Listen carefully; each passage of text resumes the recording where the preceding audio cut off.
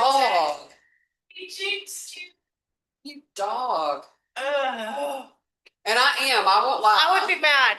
I would be mad at him. I'm hurting. I ain't lying. I have Tylenol.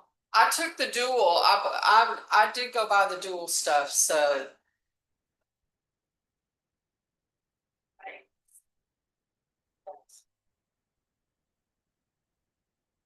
Let me block Ding Dong. He's blocked. Whoop. Yay! It's the little things.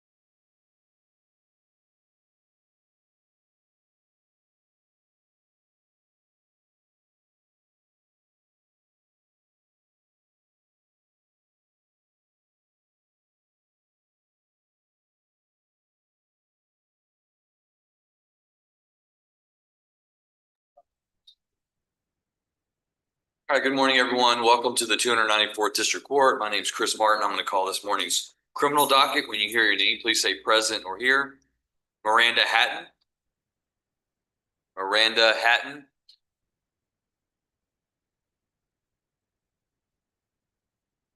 Kyle Holland. Here. Jacob Stanford. Here.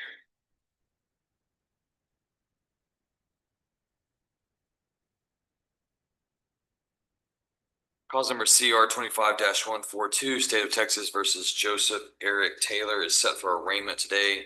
Court has received information that the defendant is currently confined in the Boonville Correctional Center in Boonville, Missouri.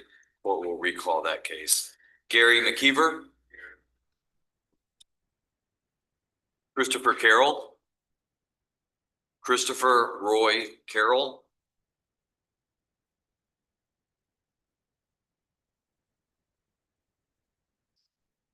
Patricia Arbizo. Here. And Your Honor, I'll just advise the court that I spoke with Mr. Eisenberg yesterday. He said probably would be running about 30 minutes to an hour late. He had to be in Dallas the first thing this morning, but he'll be here as soon as he can. Thank you, Mr. Hernandez. Jacob Howell. Sure. Shane McLeod. Here. Jarek Munns. Here. Eddie Pate. Here. Gina Prox. Here. Brandy Ross. Here. John Padlock.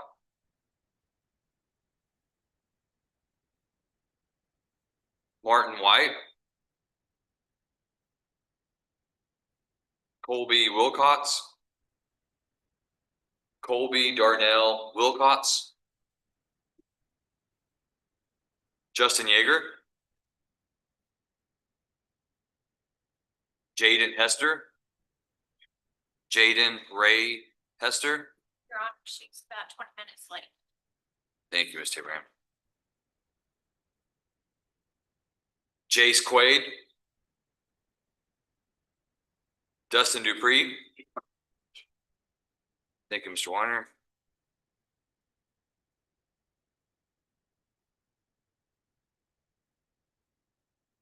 Bobby Jordan.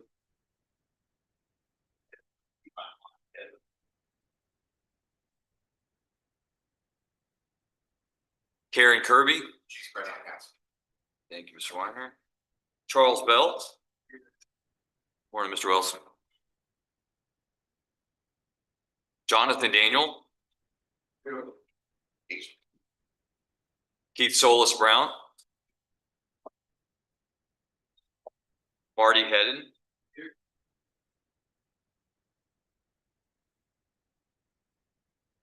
Jose Salazar. Jennifer Schaefer. Your Honor, I don't know if she had said she would be back or not. I had to go by my office because I didn't find out about this. Yesterday afternoon, the text message. Supposedly the nurse against hope, but I shouldn't have some information at the office.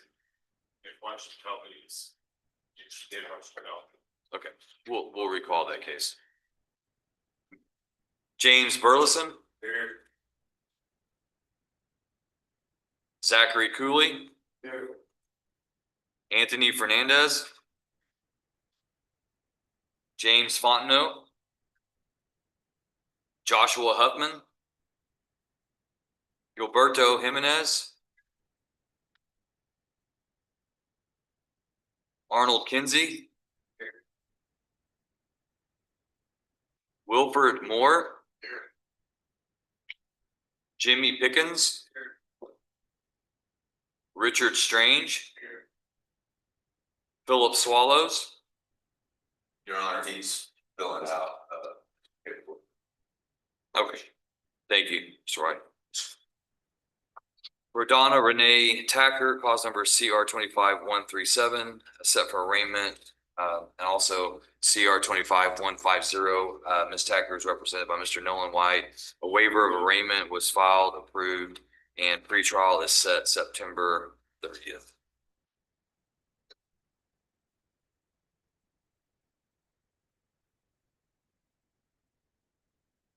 Dylan Mesa. All right, is there anyone in the courtroom, your name's not being called and you expect to be on the docket this morning? All right, court seeing no one. We have any attorneys that are ready? Mr. Wells? Judge, first, we got Charles Bell. Mr. Bell, if you'll come forward, sir. Court calls, cause number CR 24-298, CR 25-1, State versus Charles Kenneth Bell. Is this a plea today, Mr.? No, it's not a plea today, but we're setting it for a plea, Judge. Okay. All right, when would you like to set, Mr. Bell? I can have him, our next setting is the 26th of August. Do you have one in October? What would be the reason to kick it out so far? Just the 26th is a Friday, it looks like. Oh, I'm sorry, wait. Did you say August 26th? Yes, be a week and a half, 26th, Tuesday. That's fine, Judge. Okay. Court sets, Mr. Bell for plea. Will that be a morning plea or afternoon plea? Would the afternoon be here? Afternoon will be people going into custody at the jail. No, he's not going to custody, Judge. Okay, so it'll be, It'll be a morning plea. all right. Mr. Bell, we're gonna set you at 9 o'clock in the morning. Okay, Thank you, sir. August 26th. The next one, Judge, is Daniel. Jonathan Daniel. Cause number CR 25-38.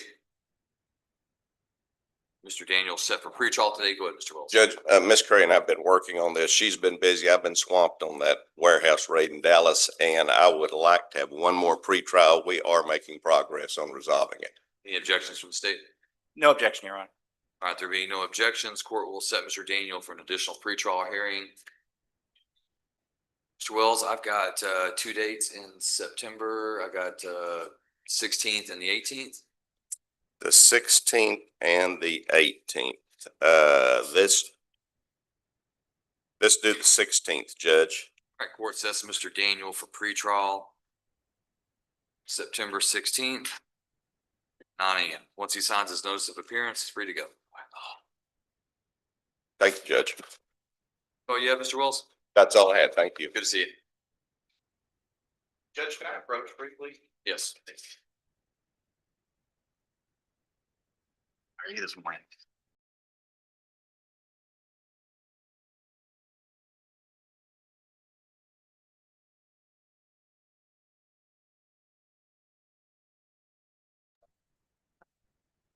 All right. Good morning, sir. Your name? Morning, Judge. I'm Bill gonna- Bratton, Brent. for Gary Keever. Mr. McKeever? All right, this is cause number CR 25-81, State versus Gary. Is it Rayvan? Yeah. Rayvan McKeever. We're set for pretrial today. Go ahead, Mr. Bratton. Your Honor, I'm having technical difficulties with one piece of discovery of a video interview, and I asked for a reset of a pretrial on this. Has the issue been addressed with either your technical department or the DA's office? I'm late doing that. The prosecutor told me it would be uploaded when we looked at it. Looked like it was there. When we went to look at it, we couldn't open it up. So I need to take care of that. State? No objection to a continuance, Your Honor, for that reason.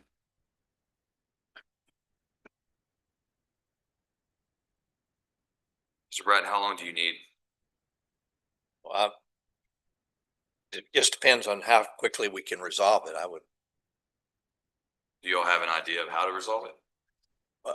Yeah, I've been told Shay in his office is who to talk to try to technically get it to where it's on a Guardify app. We've got that. File shows to be on there from Van Zant County, but it won't open for us. All right, what about September 16th or 18th?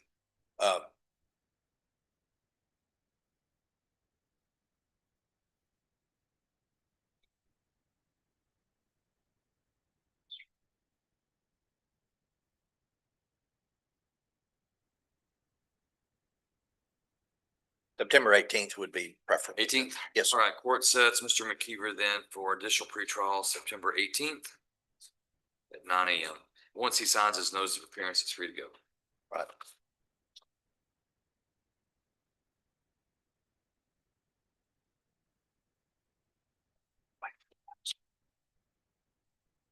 Thank you, Judge. Maybe You're right. I'm You're welcome, Mr. excused. Brand. Yes, sir. Mr. Schmidt, are you ready? Dylan. Yes, Mr. Mesa, come on up. Cities on, very good to see. Mhm. I've been doing probation and taking an alternative arrangement. First Mesa, so that's what this condition. All right, this is cause number CR 19-147, State of Texas versus Dylan Ray Mesa. Mr. Mesa, if you'll raise your right hand, I'm going to place you under oath. Sir, do you swear that the testimony you give to the court today will be the truth, the whole truth, and nothing but the truth, so help you God? Yes, sir, Your Honor. All right, good Lord again. All right, I see that Mr. Mesa was set to plea today and enter into the felony substance abuse punishment facility with TDCJ. What's the agreement today? Judge, it's my understanding that we haven't reached the point where the state has filed a motion to adjudicate his probation in an effort to bypass that necessity. Originally, the idea was to submit him to safety. I've been in discussions with his probation officer, Ms. Matura, as well as Mr. Mesa. At this point in time, given the nature of his violations and his current work environment, we're asking the court to sanction him. He's to serve 3 consecutive weekends in jail. He's on ISP, but he is starting over with his ISP. And then also he is to attend weekly group counseling. In addition, he's been made aware that his prior violations will be used in a subsequent motion to adjudicate in the event that becomes necessary. Probation supportive. Okay. All right, Mr. Mesa, you understand the announcement that Mr. Schmidt, your attorney, just made? Yes, sir, I do, Your Honor. And you're telling me that this is what you want the court to approve? Yes, sir, please, Your Honor. And you understand that making this amendment to the conditions of community supervision, you're going to have to go and serve time in the Van Zandt County Justice Center? Yes, sir, Your Honor. Mr. Mesa, has anybody threatened you, forced you, or pressured you to make this agreement today? No, sir, Your Honor. All right, then the court will amend the conditions of community supervision for Mr. Mesa, order him to submit to the Van Zandt County Justice Center for an additional, or for a term of imprisonment of 9 days to be served on the weekends as provided in the amendment to the conditions of community supervision. Judge, will it be necessary for him to have an additional order of commitment, or are his conditions sufficient for the jail? It's a good question. Let me see how this was written up here.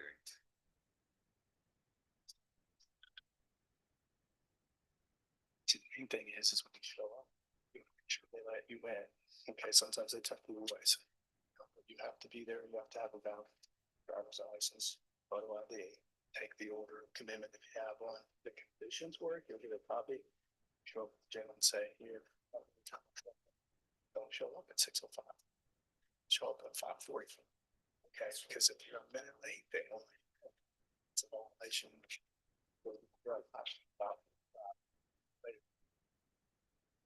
I believe that it would be wise to issue a separate order. This being an amendment to the conditions of community supervision, even though it bears my signature, the jail may not view this as an order to take him into custody. Yes, sir. That's It may what I was just- afraid of. Yeah. So we'll have to get an order drafted to reflect that. Yes, sir. I'll have Mr. Mays wait until we get an opportunity to do that.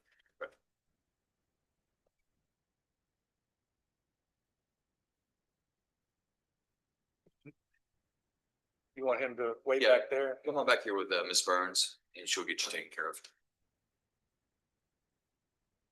Jay has to, should be here in 10 minutes. Okay.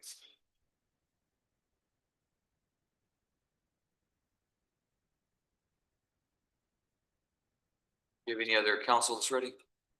Mr. Thorson?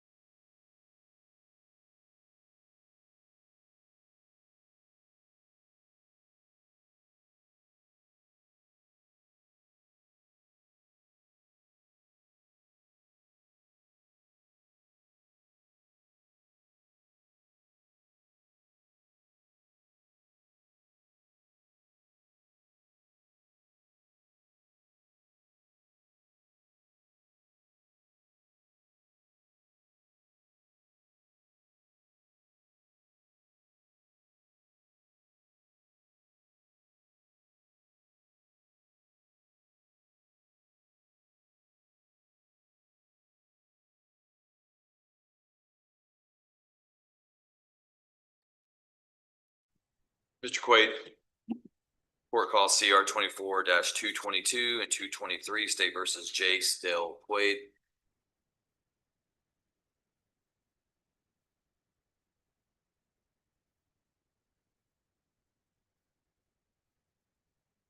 All right, Mr. Thorson, Mr. Quaid is set for a docket call today. It's my understanding that in discussion with the state and defense that you're still waiting on a ruling from the appellate court regarding a material issue in this case.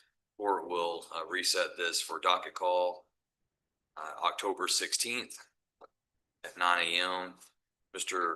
Quaid, a couple of issues, pretrial release. I show that you're delinquent on your fees. I don't know if you paid this morning or yesterday, I'm not sure, but they're saying you're delinquent $30. So I'm ordering you to go across to the pretrial release department, make sure that you pay that $30 today. Okay. And then just because you're coming back to court on October 16th does not relieve you of the responsibility of reporting to pretrial release next month. Okay. Okay, so make sure that you talk with Mr. West today and find out if he wants you to come in and when in September. Okay. Great. Once you sign your notice, you're free to go across the street, pay your pretrial release fees. Still paying their jail. All right.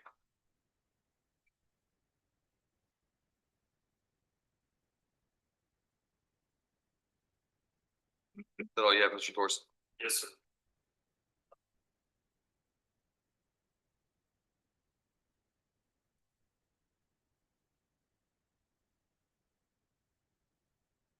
Do you have any other counsel that's ready?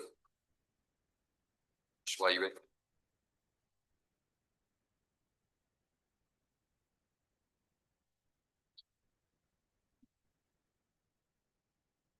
Who's like to call first?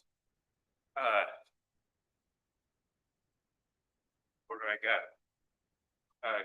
Solace Brown. Mr. Brown. Cause number CR 25-68 and CR 25-69.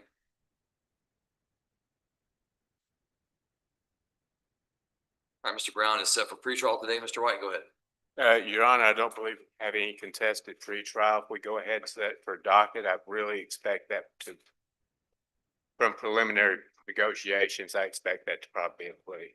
Okay. Would you like October 14th or 16th? I'm sorry, not October.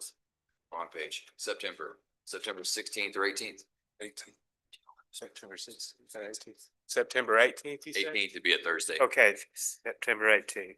All right, court sets Mr. Brown for docket call September 18th, 9 a.m. And once he signs his notice, he's free to go. All done by then. They seem to be pretty much.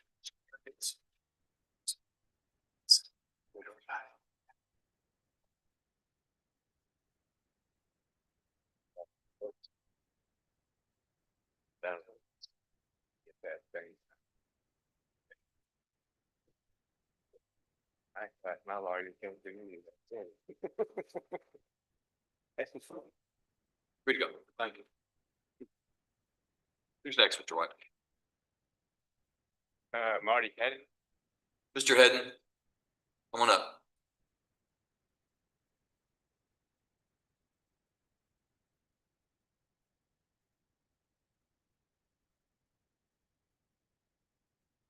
This is cause number CR 25-10, FC 25-55, State versus Marty Lynn Hedden. We're set for a docket call on the firearm by felon and a pretrial, I believe, on the DWI third. Go ahead. Well, that's correct, Your Honor. That was actually placed on the docket last Friday. I attempted to file some pretrial motions anticipating that would be what we would probably be needing to do. But it was still in the portal, it was still in the county court at law. So I was not able to file anything in there specifically for this case. Also, I don't know for sure if we've done an arraignment that is valid for this court or not. On the DWI, That's correct. was he arraigned in the county court of law? Well, we did a waiver of arraignment, but I'm not for sure whether the judge signed that waiver or if he just went ahead and signed the part that had it placed back up here. Okay. Give me just a moment. Let me look in there.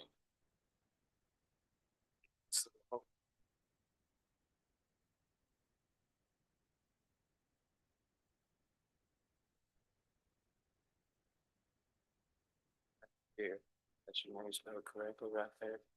This is, you know, which one we're talking about, we're pleading not guilty, right? Uh-huh. Okay. Yeah, I signed that right there. Yeah, you did it right.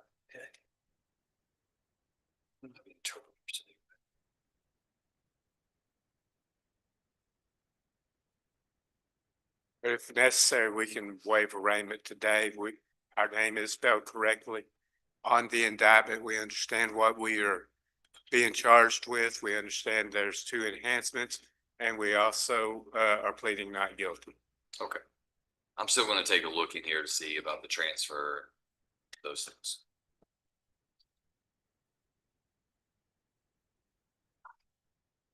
I can't hear you.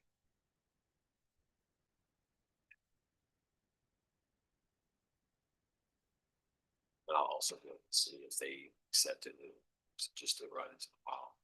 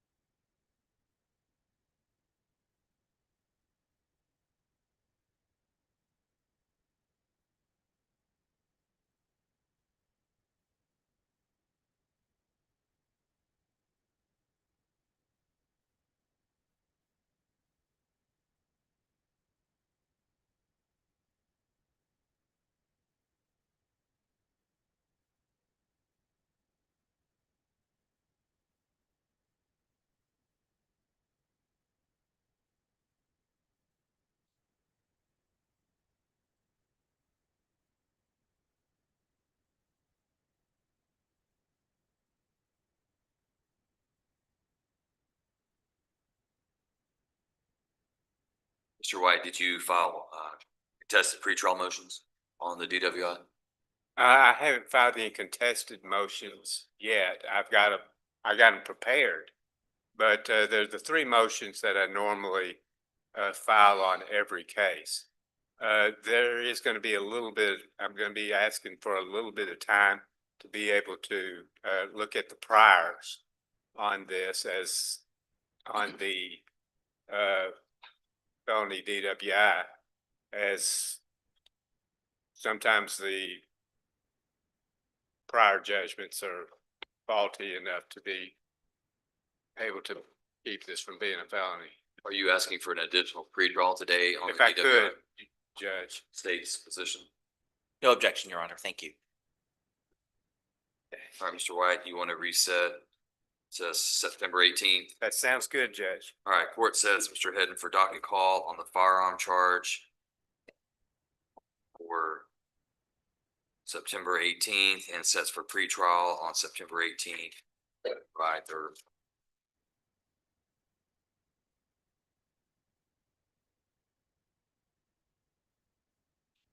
once he signs his appearance, he's free to go. Ready to go.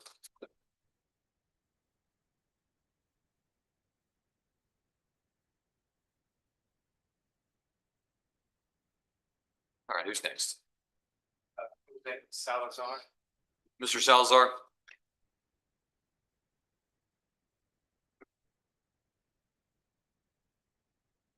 This is cause number CR 25-84, State versus Jose Manuel Salazar. We're set for pretrial. That's correct, Your Honor. I don't believe we have any contested pretrials. One of the main reasons we had this reset was there was a prior allegation of family violence that came out of Dallas County, and my understanding was they were very slow to be able to get it into the DA's office. I did not get those priors until Monday morning. If I could have some time to look over that. There are some other things we are negotiating on as far as the possibility of this being resolved in a different matter than a trial. Any objection from the state for the court to set this for docket call and grant leave for Mr. White should he need to file additional pretrial motions? No objection, Your Honor. Thank you.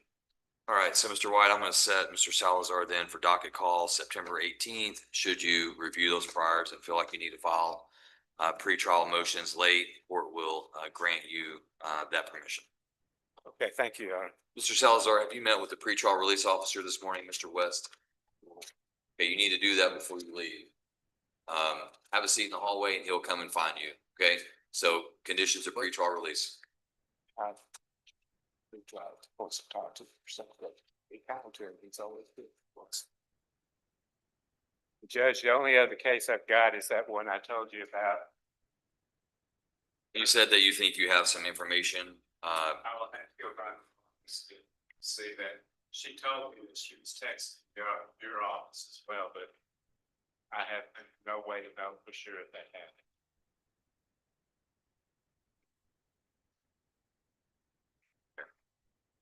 All right, so what I'll do, Mr. White, is we'll go ahead and set Ms. Schaefer for September 18th for pretrial. I'm gonna take a ruling on a judgment nisi under advisement until close of business tomorrow, so that either you or Mr. Nicholas or Ms. Schaefer can provide the court the medical documentation over her issues. Okay, that sounds fair.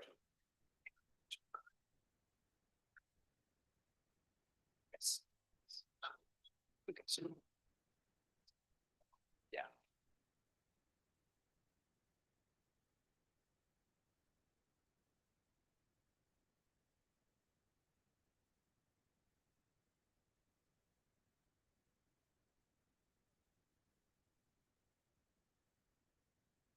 Mr. White, are you ready, or do you need time? I am ready now. Yes.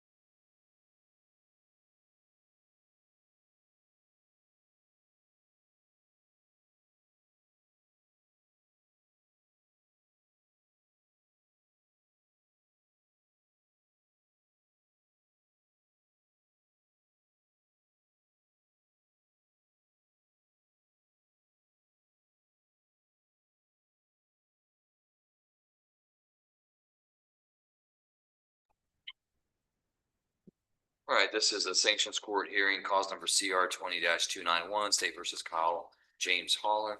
All right, Mr. Holland, it looks like the last time we were in court, we discussed payments to probation. You complied with that. We discussed your payments to court collections. You complied, and you complied with your community service.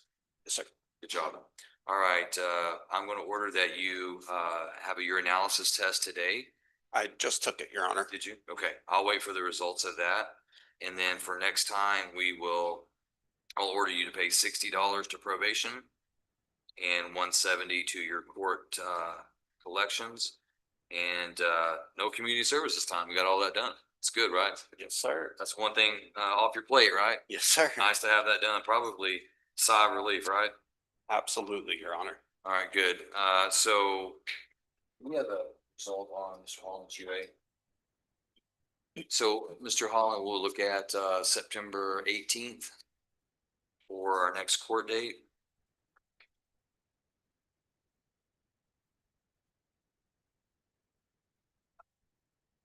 So go ahead and have him sign that, and then just have a seat and let me get the results of your, all right. She said you're negative, so sign that and we'll see you back on the 18th. You're good to go. I'm okay.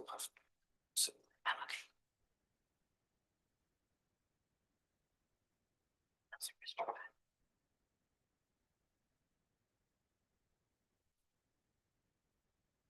Thank you. Have a good day, Your Honor. You as well.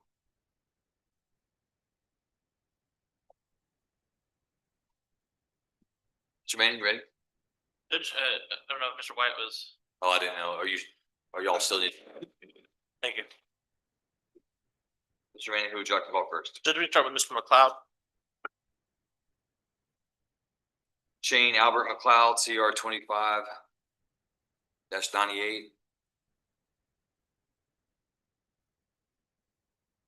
McLeod is set for pretrial. Yes, Judge, at this time, we have no contested pretrial issues. We request to be set on the docket call announcement. All right, court sets Mr. McLeod, September 18th for docket call. Once he signs his appearance, he's free to go.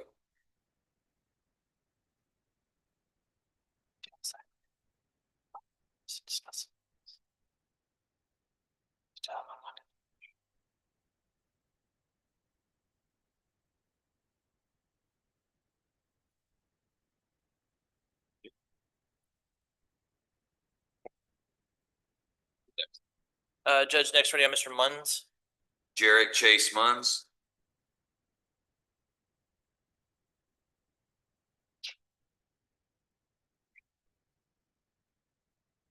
All right, Mr. Munns is set for pretrial. Go ahead. Yes, Judge. At this time, we have no contested pretrial issues. I have not been able to get Mr. Munns in at this point to go over our discovery, because of some other stuff that's been going on. So I'd request that if we have any motions after reviewing the discovery of Mr. Munns, I'd be allowed to have a late filing. Otherwise, we're ready to go forward with docket call. And no objection to that, Your Honor. All right, then the court sets Mr. Munns for docket call September 18th.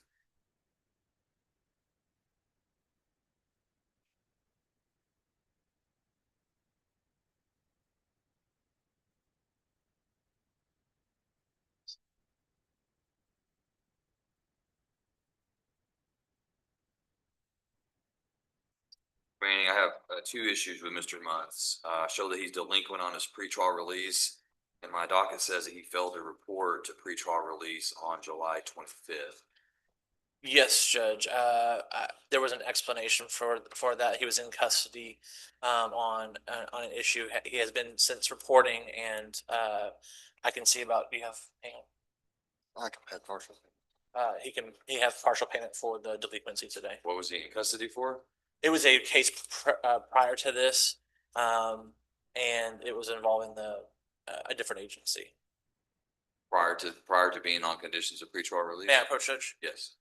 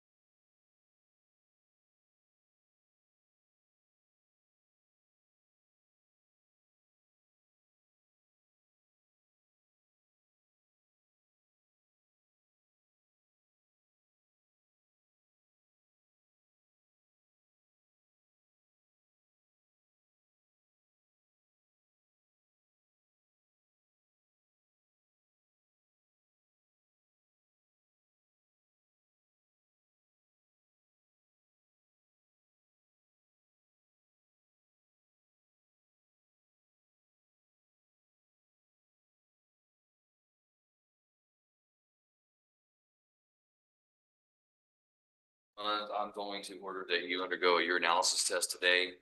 And so come over here and have a seat, and then Mr. West is ready for you. We'll take you for that test, and then we'll deal with you after that. Mr. Manning, who's next? Next on Mr. Pate. Eddie Pate.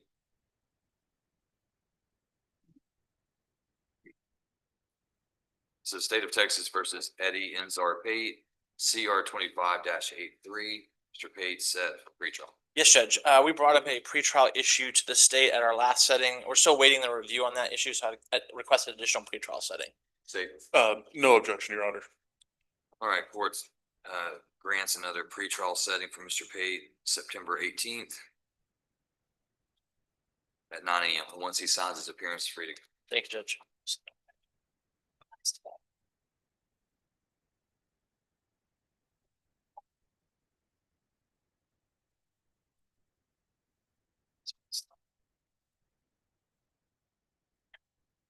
Next, Next judge, ready on Ms. Prox. Tina Lynn Prox.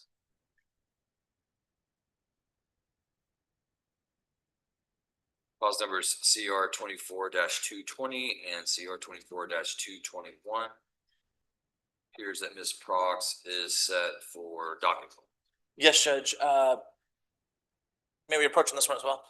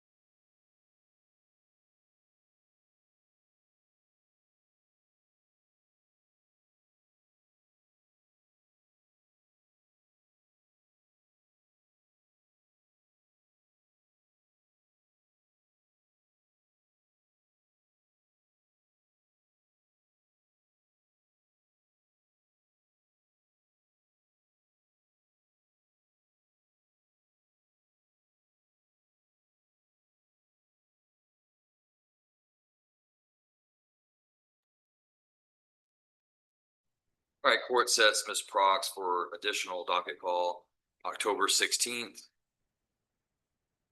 9 a.m. Ms. Prox, I do find that you are delinquent on your pretrial release fees. Are you able to make a payment today?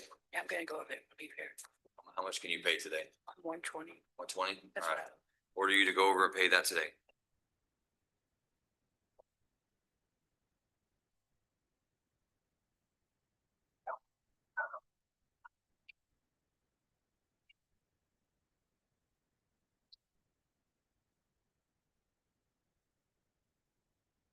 Who's next, Mr. Manning?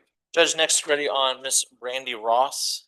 Randy Nicole Ross, CR 25-39. Ms. Ross is set for pretrial.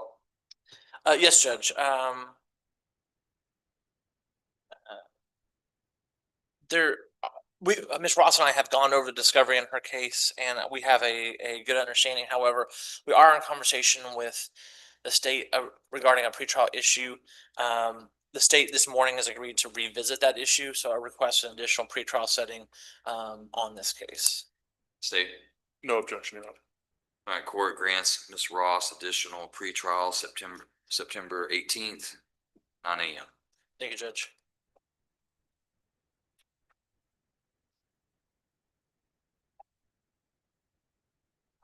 Tell your side of the story to the team.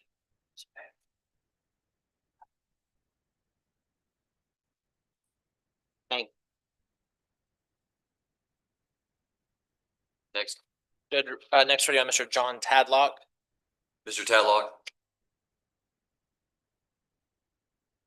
Court cause numbers CR 25-105, 106, 107, 108, and 109. Mr. Tadlock being set for arraignment today on all cases. Yes, Judge, and Mr. Tadlock's name is spelled correctly. He understands the charge against him in each of those cases. His plea is not guilty and will request to be set on pretrial docket. All right, the court finds that Mr. Tadlock, having waived the formal requirements of arraignment, enters his plea of not guilty into the record in each cause. Court will set Mr. Tadlock for pretrial setting. Based on the number of the cases, Mr. Manning, do you want to set for October? Judge, I've actually had an opportunity to already go over this discovery. I have the companion case with his wife, Misty Tadlock. So if we want to set them on the same docket, I'd be fine with that. I'm not sure where she's set currently right now. Is that right? Says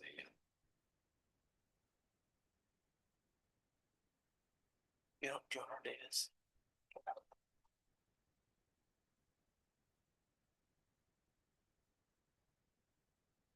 all right, court sets Mr. Tadlock then for pretrial hearing on September 18th. And that's the same date as Ms. Tadlock. Thank you, Judge. That'll be at 9 a.m.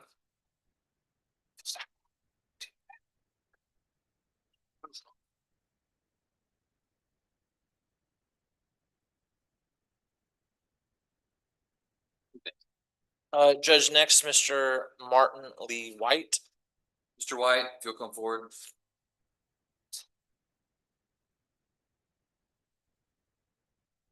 This is cause numbers CR 25-148-149, State of Texas versus Martin Lee White for arraignment.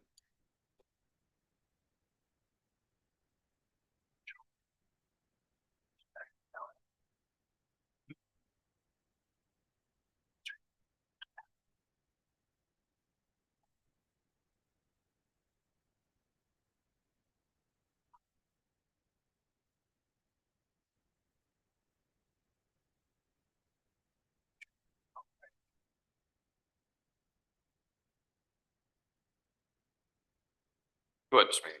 Judge, Mr. White's name is spelled correctly. He understands the charges against him as well as the range of punishment and asks to be set on the pretrial docket. Oh, and he pleads not guilty. All right, court finding that Mr. White, having waived the formal requirements of arraignment, court enters his plea of not guilty into the record for each cause. Court will set Mr. White for pretrial hearing September 18th at 9 a.m.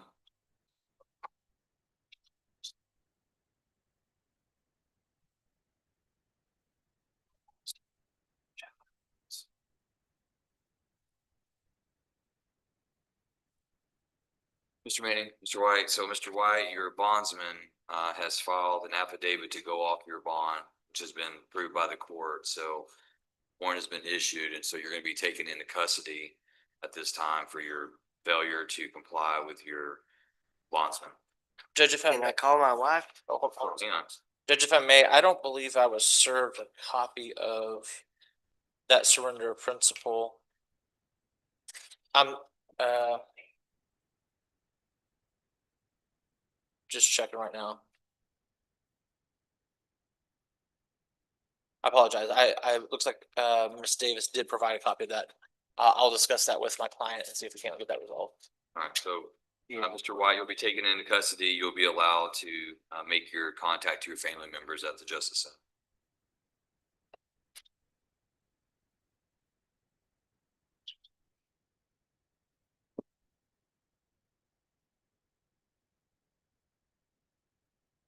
Who's next? Judge, I believe, we're awaiting status of Mr. Wilcox, Colby Wilcox. Ms. Tabraham says that Mr. Wilcox has been confirmed in the custody of the Hutchins unit. Okay. So let's reset that case. Cause number CR 25-57. State will reset, or the court will reset Mr. Wilcox.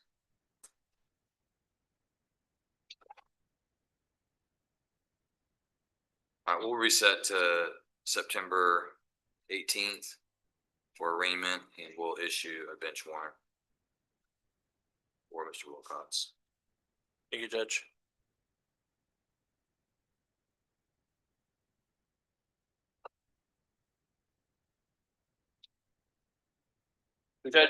Judge, we received plea paperwork from Mr. Joerger this morning, just recently. I had some technical difficulties as well. I believe the DA's office did as well, so we just received that paperwork. If I can go over that, as well as, I believe we're gonna be having a hearing on Mr. Howell once I finish, paperwork for Mr. Joerger. On Mr. Howell? That's correct, Judge. Jacob Howell? Okay. Judge, would you like, for us to approach on Mr. Howell? Yes.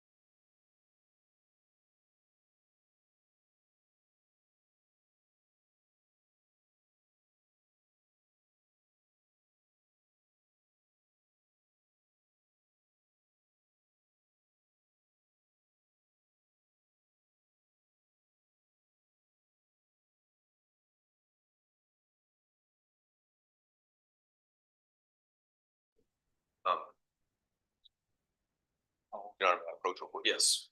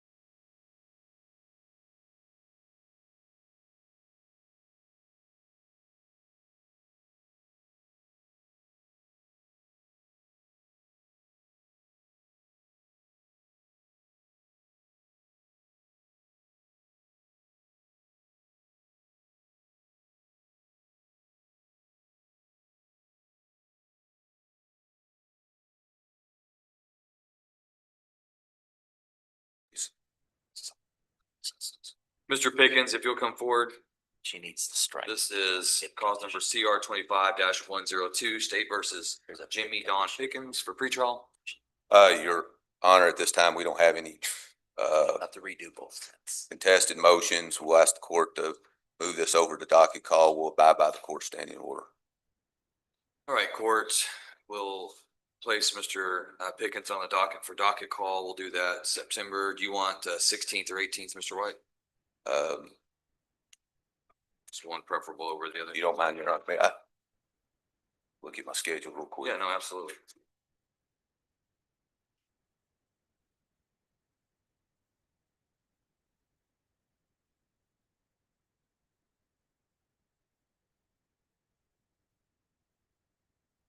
September 18th. All right, court sets Mr. Pickens then for docket call September 18th at 9 a.m. Once he signs his appearance, he's free to.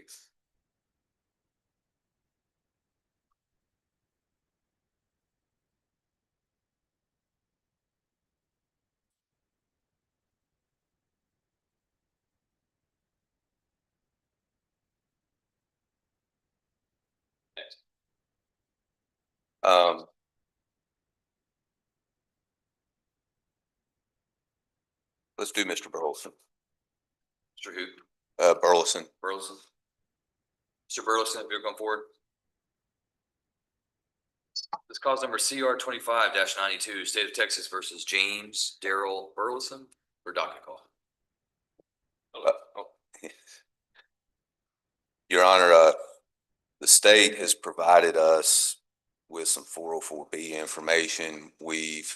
Are getting and Mr. Hernandez said that they'd get the flash drive. We got to take the flash drive over there and get a copy of that. So I'm going to need another docket call. Any objections from the state? No, Your Honor, thank you. All right, court recess Mr. Cooley for docket call September 18th. And that was Burleson, correct, Your Honor? I'm sorry. Yes, Mr. Burleson, September 18th. Mr. Cooley was right underneath him.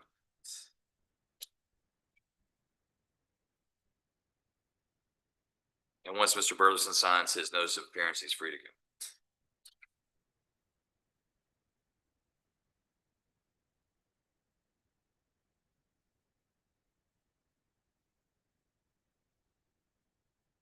Who's next, Mr. White? Mr. Moore.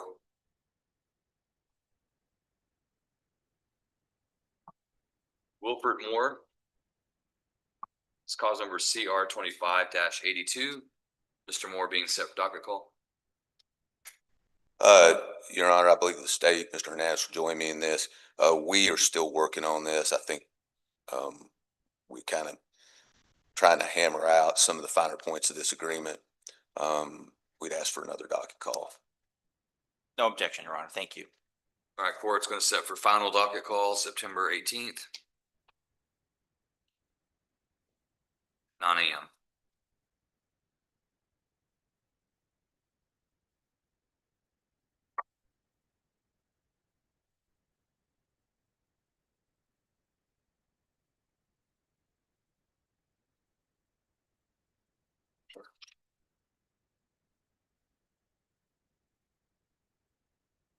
Next, Mr. White.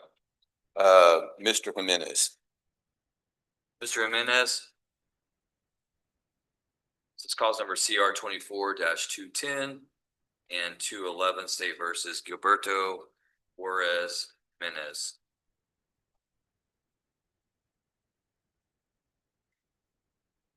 I believe that my docket says we were waiting on the appellate court ruling on the issue regarding canine sniff. Yes, sir. I checked that earlier in the week. It's still set on submission. And I believe it was set May 7th for submission, so who knows?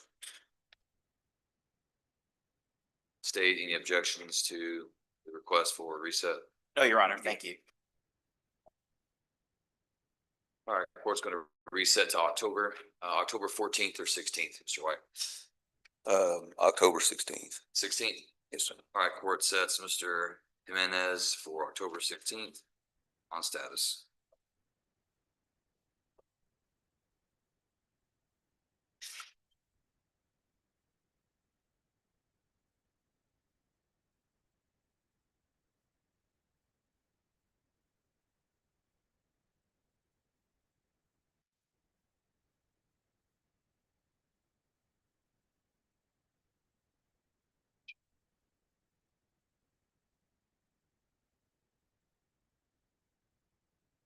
Next. Mr. Strange, Your Honor. Mr. Strange.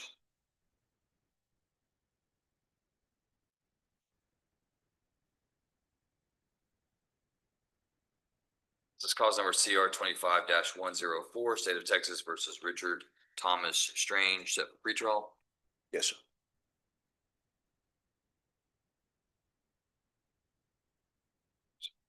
Your Honor, I'm gonna be requesting another pretrial. I believe the state's giving me what they've got. I'm still trying to get some additional information, so I can provide it to Mr. Hernandez.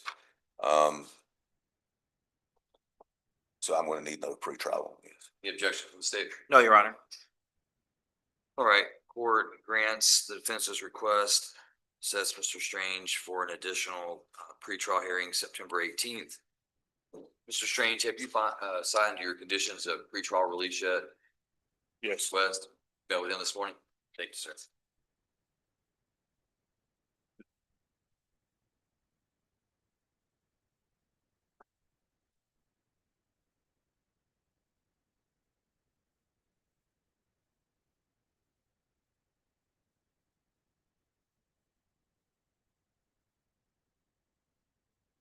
Good to go. Who's next? Mr. Fernandez.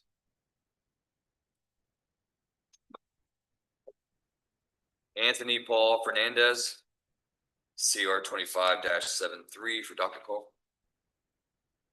Your Honor, like Mr. Burleson's case, the state has provided us some 404B information. There's also a video that goes along with it. We're in the process of trying to get the video so we can review that. We're gonna ask for another docket call on this. State. No objection, Your Honor, thank you. So what's lacking on discovery? Your Honor, the state has got some 404B. It was an alleged other offense. And they're, I think they provided me with the report, but we've got to get a copy of the video as well, so I can review it. All right, court is going to set Mr. Hernandez to September 18th. 9 a.m. Once he signs his appearance, he's free to go.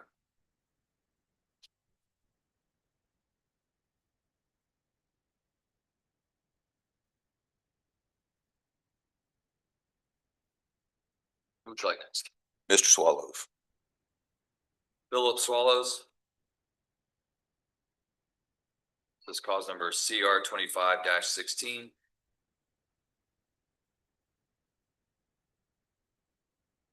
All right, so Mr. White, I see that there's two things. We were set for a final docket call today, and then I believe that there's a motion to withdraw. It's counsel, is that correct? Yes, sir.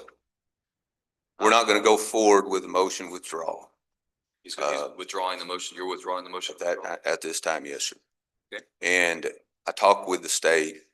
I think we both agree that if the court will give us one more docket call, we're gonna try to get an offer in place and see kind of if we can't work this out without having to set for trial. State. No objection, Your Honor. Thank you. It's going to be a shorter reset, Mr. White, because today was final docket call. I expected a decision from Mr. Swallows today. I've been resetting. We've been doing this since date of offense was 23, so it's going to be reset for August 26. So Yes, sir. and that'll be a final docket call, August 26, 9 a.m. So, Show that Mr. Swallows is delinquent on his pretrial release fees. So he needs to meet with pretrial release today and get that resolved. yes, sir.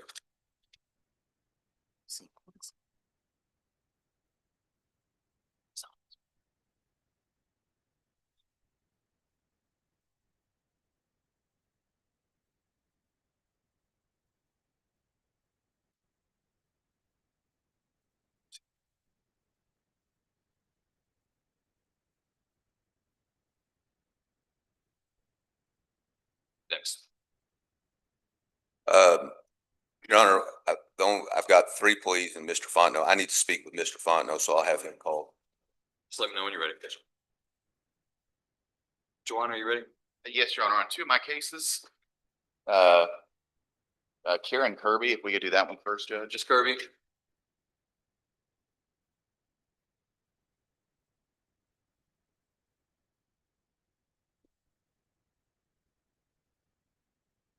All right, this is cause number CR 25-49, State versus Karen Marie Kirby for pretrial. Go ahead, Mr. White. Yes, Your Honor, Miss Curry's handling this case. Personally, I've spoken with her about it. I believe there's a offer forthcoming, so I haven't filed any contested pretrial motions. Just because I think there's a chance we're going to resolve it. And so I'd like probably another 30 days for us to get that offer, you vet that with my client and make a decision regarding whether or not we need to file those pretrial matters. It's a little backwards the way I do things. Usually we go pretrial like the Code of Criminal Procedure says, make your motions. I usually don't extend statutory deadlines for negotiations. So what I'll do is I'll set you for docket call, and then if you need to file a pretrial motion, then file it and show good cause and go from there. Be happy to do that, Judge. Thank you. All right, court sets Ms. Kirby then for, do you want that? Have I set you already? Not today, Judge. You want to look at your calendar? I've got September 16th, 18th, possibly the 30th, if 16th and 18th are conflicted. I am allegedly going to be in a jury trial on the 15th and the 3rd, so, but I don't have anything on the 30th. It's All probably right. safer to set it then. All right, let's set Ms. Kirby then for docket call September 30th, 9 a.m.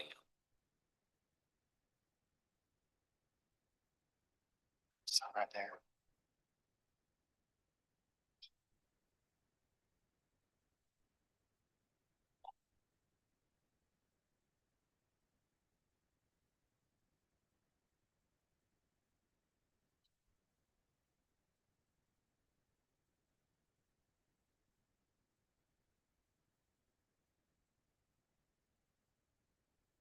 You free to go, Judge? Free to go. Thank you.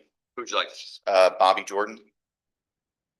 Bobby Eugene Jordan, CR 2580. All right, Jordan is set for arraignment. Oh, I thought we filed a waiver. I apologize, Judge. But I have been over the charging instrument with my client. His name is spelled correctly. We understand the nature of the allegations alleged against him. Would waive formal reading of the indictment, enter plea not guilty. See if there's enhancement.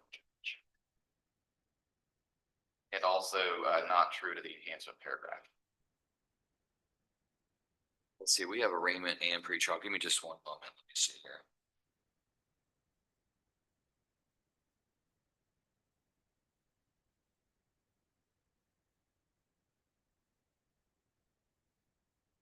Okay, yeah, so I think you filed your letter of rep in June.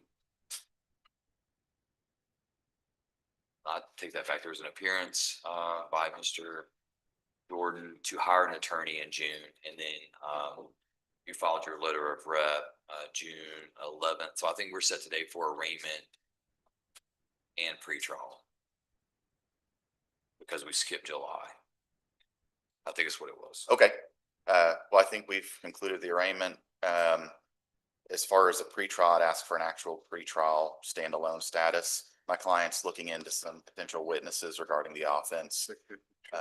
His mother had a heart attack this last week, and so he's been kind of scrambling on a bunch of different fronts. All right, court finds Mr. Jordan having waived the formal requirements of arraignment, enters his plea of not guilty to the charge of manufacture delivery of a controlled substance. Court will set Mr. Jordan for pretrial hearing.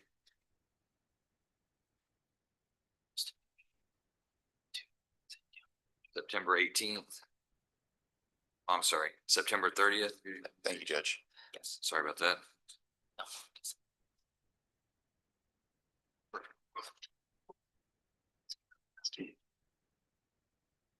All right, and so due to Mr. Jordan being late, one of the reasons I'm going to UA him today, so I want him to have a seat over here in the jury box till the pretrial officer conducts the test. Understood, Judge. I'll get my client to go ahead and sign, so that's done. Yes.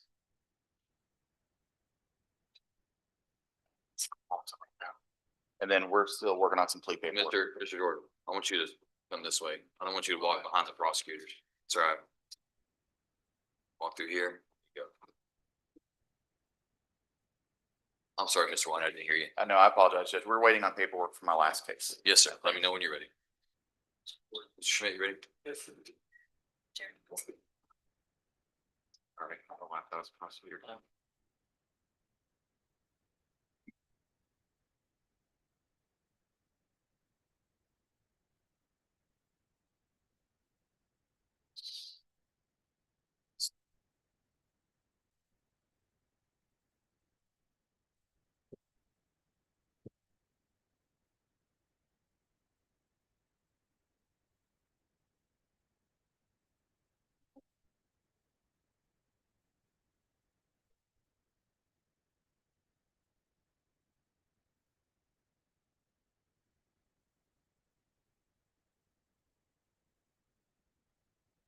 All right, Mr. Schmidt, who are you ready? Jaden Hester. Jaden Hester.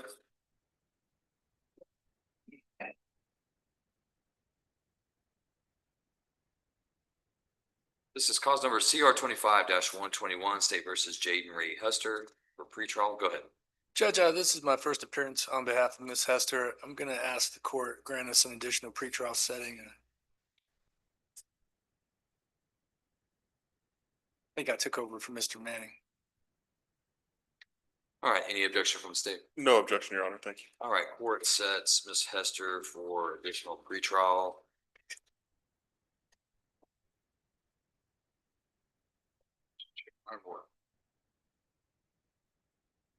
September 16th. Mr. Schmidt, is that good? Yes, sir.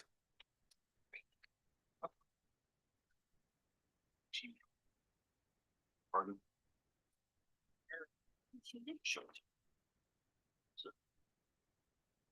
Once she's finished signing, free to go. Thanks, sir.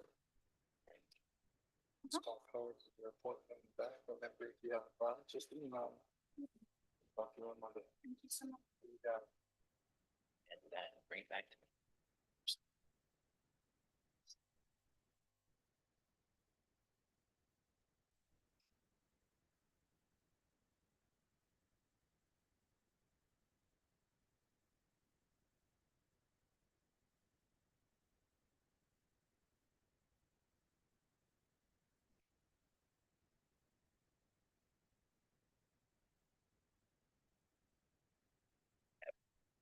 It's all.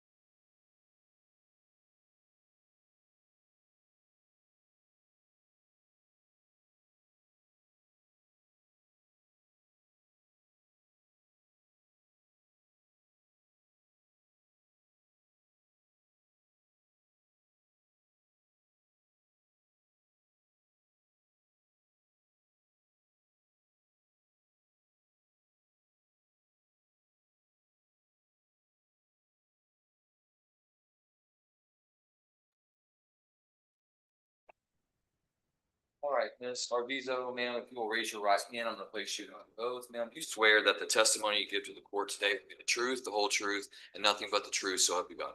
Yes, sir. All right, thank you. You can lower your hand. Your name is Patricia Lopez Arbizo, is that correct? Yes. Ms. Arbizo, are you a United States citizen who reads, writes, and speaks English? Yes. Have you ever been diagnosed with a mental condition? No. In this case, you are represented by your attorney, Mr. Eisenberg. Are you pleased with Mr. Eisenberg and the work that he's done as your attorney? Yes. Do you have any questions about the paperwork that you've signed here today or anything else before we go further? No. Mr. Eisenberg, do you believe Ms. Arvizo to be competent to enter into an agreement? And if so, have you explained to her fully her rights regarding this case and all of the terms and conditions of the pretrial intervention contract? Yes, Your Honor, she is mentally competent and I've explained the pretrial intervention program. Okay. And you believe that she's entering into this intentionally, knowingly, and voluntarily? No question, but she's, All right, Ms. Arvizo, you are charged by indictment with a second-degree felony offense of burglary of a habitation. You've already appeared on that case in this court and have been arraigned. However, you've not been arraigned on the Class A misdemeanor offense of criminal mischief, which is alleged to have been greater than $750 but less than $2,500. The range of punishment for a Class A misdemeanor is confinement in the Van Zandt County Justice Center for up to 365 days and a possible fine not to exceed $4,000. That's the legal range of punishment. I see that today you are wishing to enter into a pretrial intervention contract wherein you would be admitting your guilt for the criminal mischief offense, a Class A misdemeanor. However, the agreement with the state is the state would ask the court to place you on a pretrial intervention contract for a period of 12 months under certain terms and conditions. Is that your understanding of what you're asking the court to approve? Yes.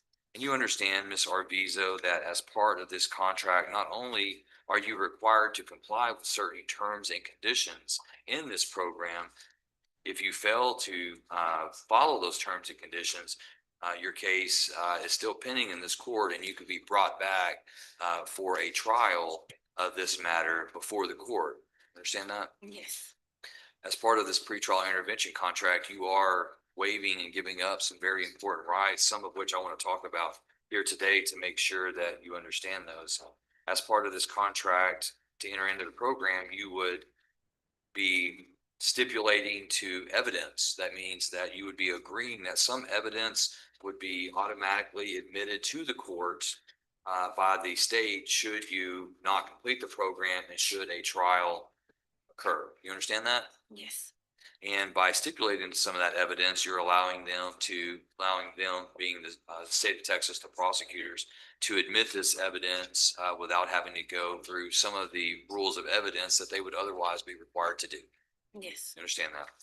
Also, you would be waiving your right to a jury trial, which is a right that is guaranteed to you that cannot be waived by anyone but you. You understand that? Yes. And as part of a jury trial, you have the opportunity to have a jury of your peers decide, after confronting the state's witnesses and their evidence, for that jury to determine whether or not the state has met its burden by proving each and every element of the criminal accusation beyond a reasonable doubt. You understand that by waiving your right to a jury trial and entering into this contract, you can't later decide that you want that jury trial back. You understand that? Yes. Has anybody threatened you, forced you, or pressured you to waive your right to a jury trial? No. Right. You would also be waiving your right to ask for a speedy trial in this matter. You understand that? Yes. And you would also be giving up part of your right to have your criminal record expunged if you successfully complete this contract. Some agencies you will be able to have them expunged. However, you're waiving your right to have expunction of your criminal records as they pertain to the DA's office here in Van Zandt County and also the Community Supervision and Correctional Department here in Van Zandt County. Do you understand that waiver? Yes. All right. And Ms. Arvizo, you've read through these documents and understand everything that you've read and signed. Is that correct? Yes. All right, then the court finding that Ms. Arbizo, after having been admonished regarding the terms and conditions of the pretrial intervention contract, finds that she is represented by counsel and has had the assistance of counsel, and counsel has agreed with his client by signing the pretrial intervention contract. The court will approve the contract and place Ms. Arbizo on pretrial intervention for a period of 12 months for the charge of criminal mischief, Class A misdemeanor. Court this day is signing the order on the pretrial intervention contract.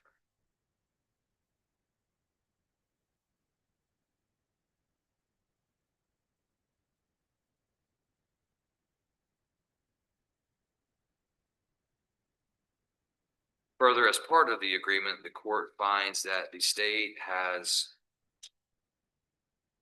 filed a motion to dismiss the charge of burglary of a habitation in CR 25-91. Court is hereby granting that motion and signing the order of dismissal.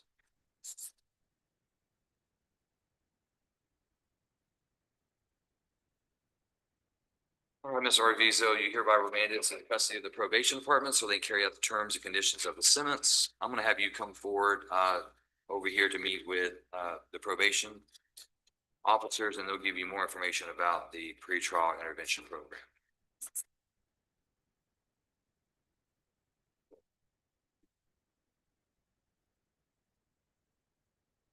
I'll go with.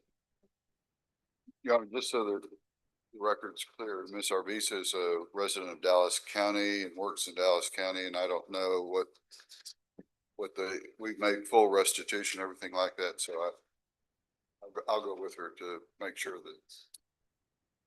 Okay, sure.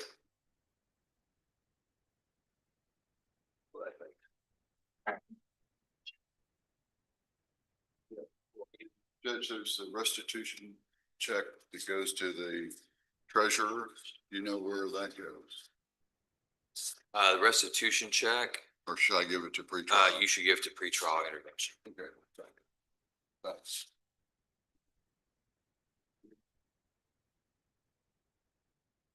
Burns, I think I have every document in order. If I fail to sign something, let me know.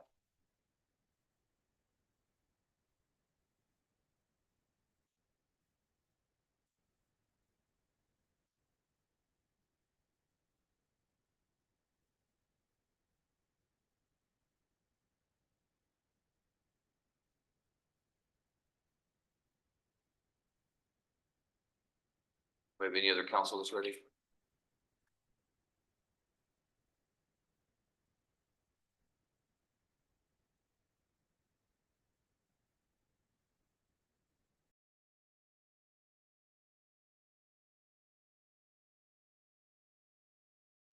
Mr. Stanford?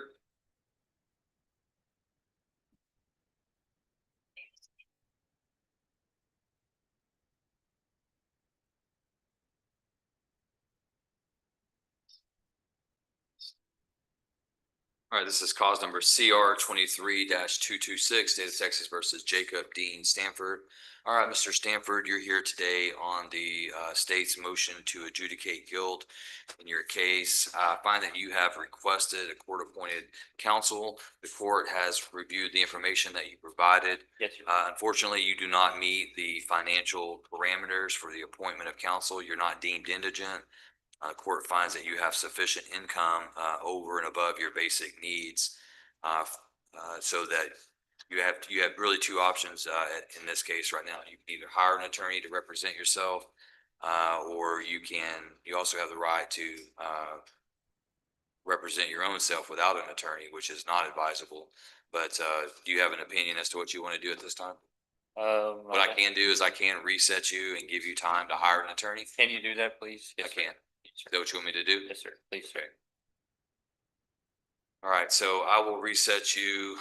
Today is the 14th. I'm going to reset you to, I'll give you a little bit more time, Mr. Stanford. I'll set you to September 30th.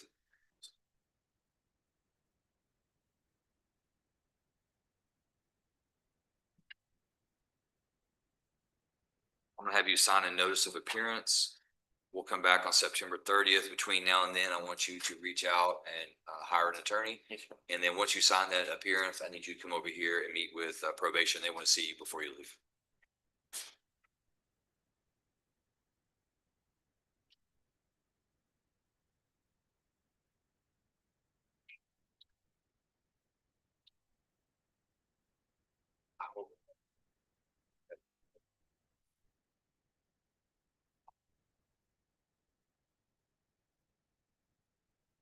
Mr. Munns, you're free to go.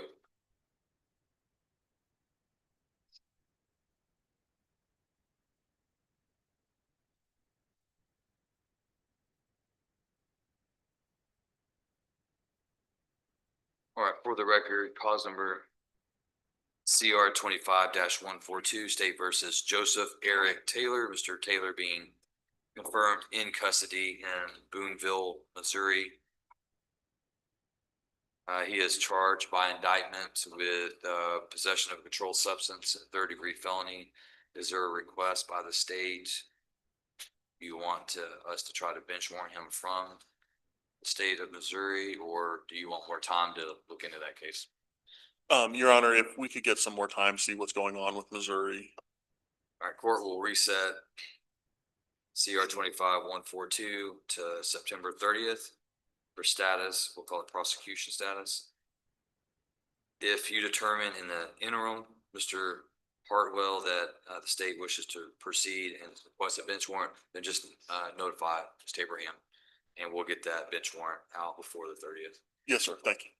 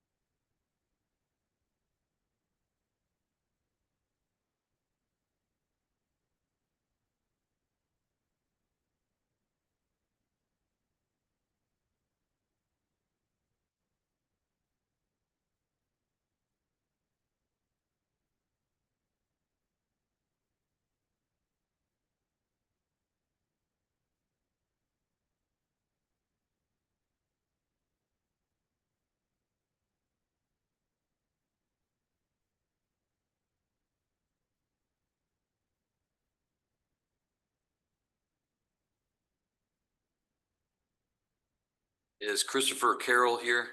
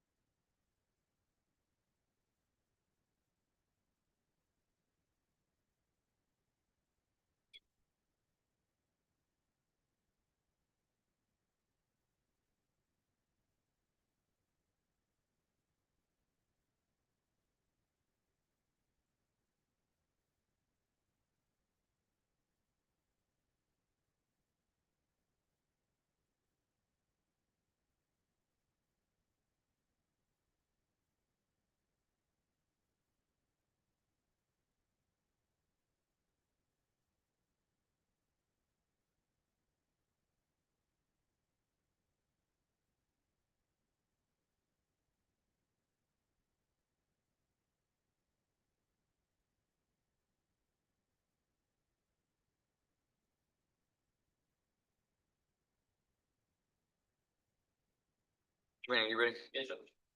Who are you ready on? Judge, if you want to start with, Ms. Hatton. Okay. If not, we can start with Mr. Yeager's, plea paperwork. Mr. Yeager?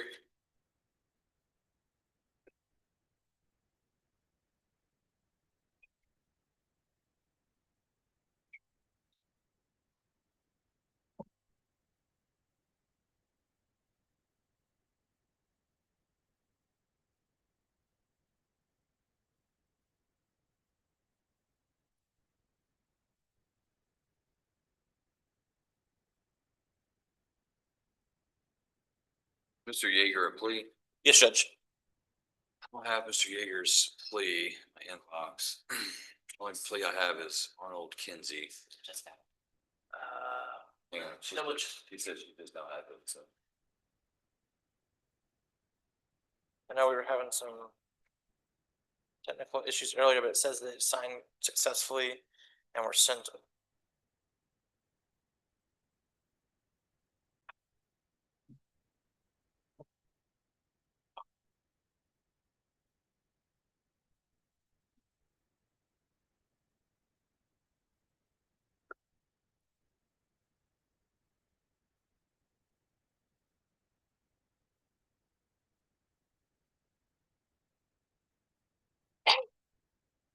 Is that somebody's phone?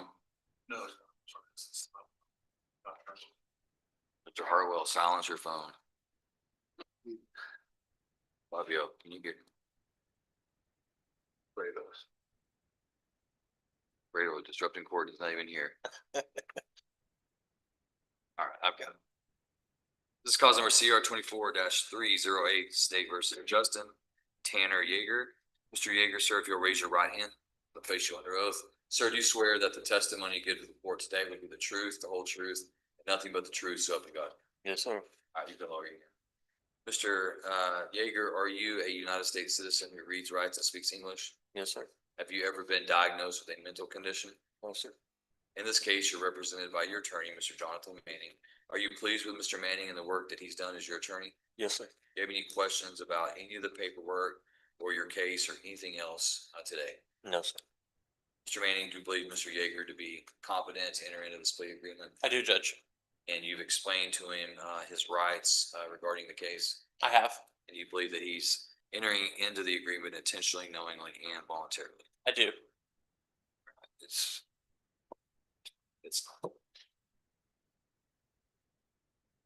May I approach?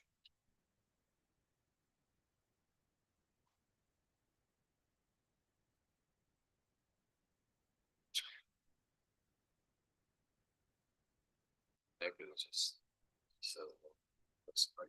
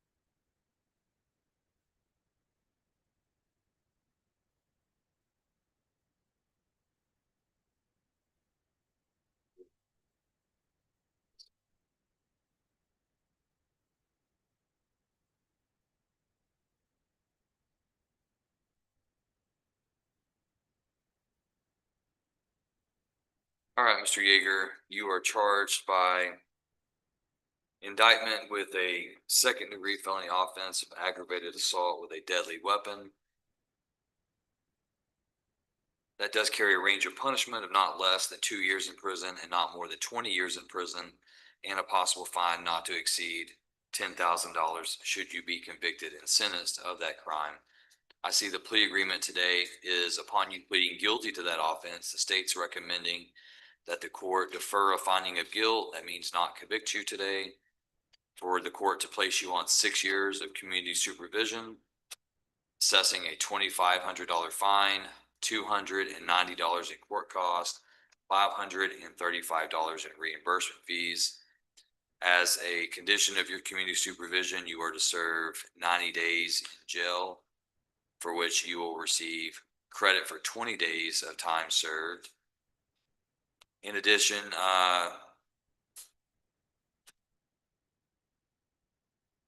there is a agreement to forfeit a weapon seized in this matter.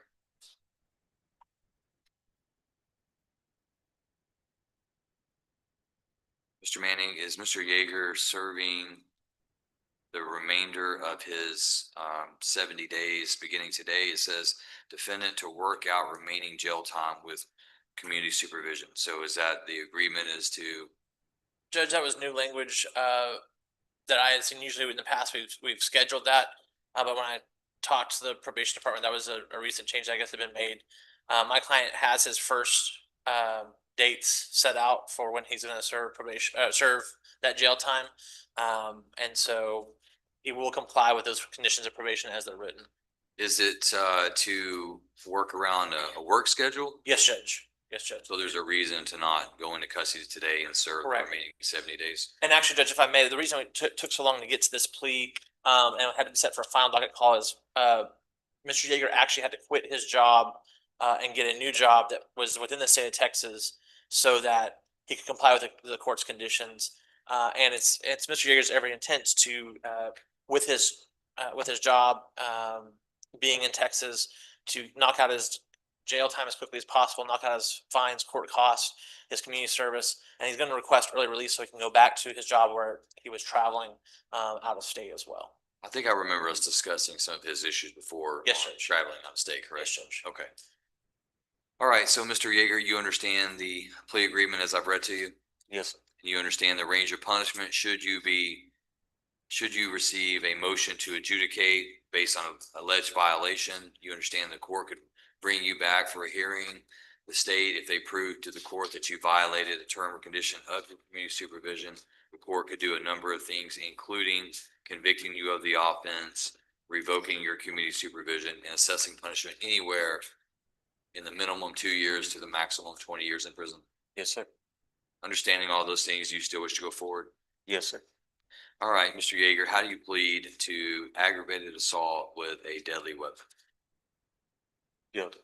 Are you pleading guilty to that crime because you are in fact guilty of committing that crime?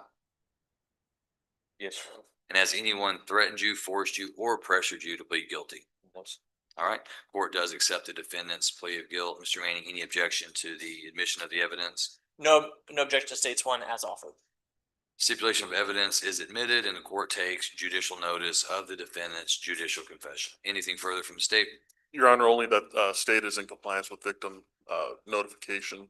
Victim impact statement was sent out in December and was not returned. All right, anything further from the defense? Rest and close, Judge. All right, court will review the evidence.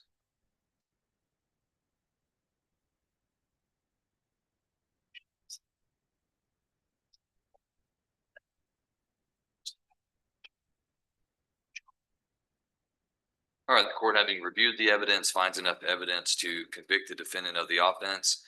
Court will follow the plea agreement and the recommendation of the state. The court hereby defers a finding of guilt for Justin Tanner Joerger on aggravated assault with a deadly weapon, second-degree felony. Places him on deferred adjudication for a period of 6 years community supervision. Orders him to pay a $2,500 fine, court costs in the amount of $290, reimbursement fees in the amount of $535.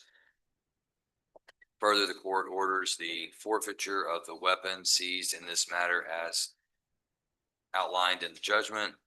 Court orders Mr. Joerger to serve 90 days in the county jail as a condition of his community supervision. Court will issue him and credit him 20 days towards that for the period laid out in the judgment. Court orders the defendant to serve the remaining 70 days as in consultation with the Van Zandt County Community Supervision and Corrections Department to work around a work release schedule if needed. All right, Mr. Joerger, You're hereby remanded to the custody of the probation department so they can carry out the terms and conditions of the sentence. I'm gonna have you come forward to be fingerprinted.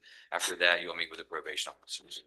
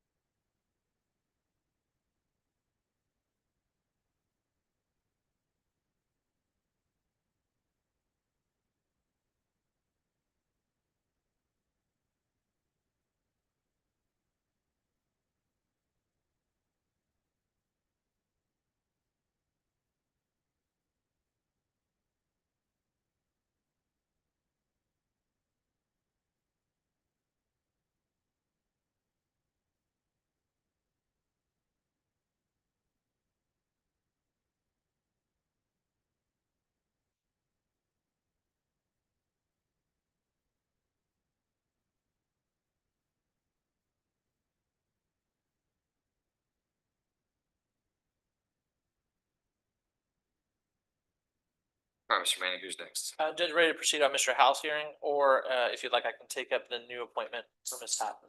Let's do Ms. Hatton and then we'll do Ms. Howell. Miranda Ann Hatton, CR 25-146.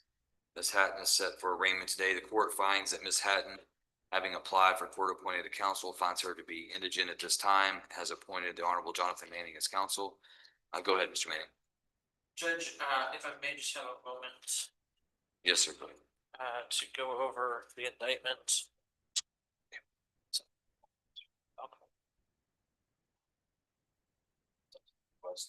You have paper signed. I'm just waiting for it. We've already discussed everything. So it's just shielded. So send it to you. Judge, Ms. Hatton is spelled correctly. She understands the charge against her as well as a range of punishment. Her plea is not guilty, and we request to be set on the pretrial docket. Court finds Ms. Hatton, having waived the formal requirements of arraignment, enters her plea of not guilty into the record. Court sets Ms. Hatton for pretrial hearing. Do you want something further than September 18th? Judge, I believe September 18th will be all right. Court sets Ms. Hatton then for pretrial September 18th at 9 a.m. Ms. Hatton, after you sign your notice of appearance, come over here and see Mr. West regarding your pretrial release, and then you're free to go. Yes, sir. Thank you.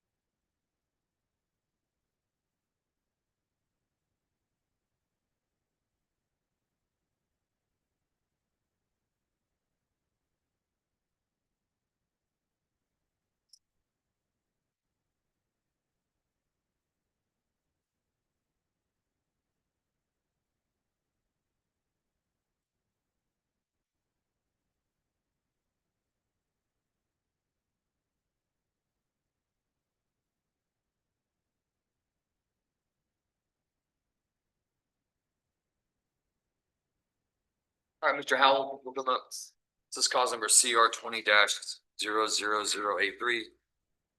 Jacob Daniel Howell, set today on defendant's motion for early release from community supervision. Just go ahead and have a seat right there.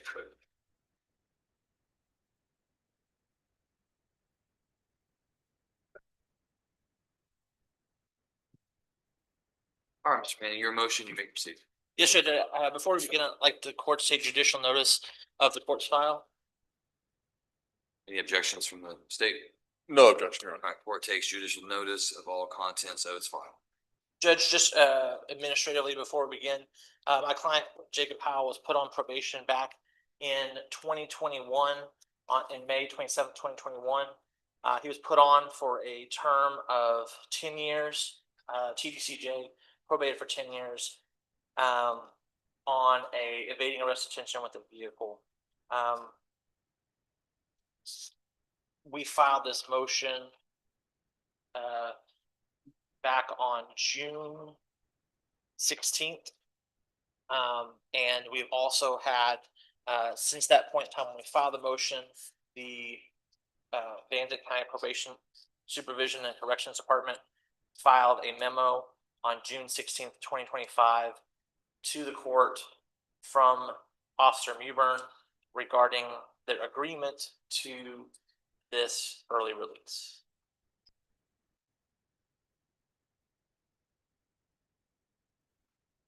At this time, I'd like to call my client, Mr. Jacob Howell. All right, shall you'll come forward? You want to sit on a witness? Oh, it's hard. And Judge, Mr. Howell does have some hearing issues, so I'll make sure I try to speak up loudly. Okay, and if you need to approach, that's Mr. Howell, before you enter, if you'll raise your right hand. Sir, do you swear that the testimony given today will be the truth, whole truth, and nothing but the truth? So, Yes, sir. what's your step? Have a seat. You can move that chair around.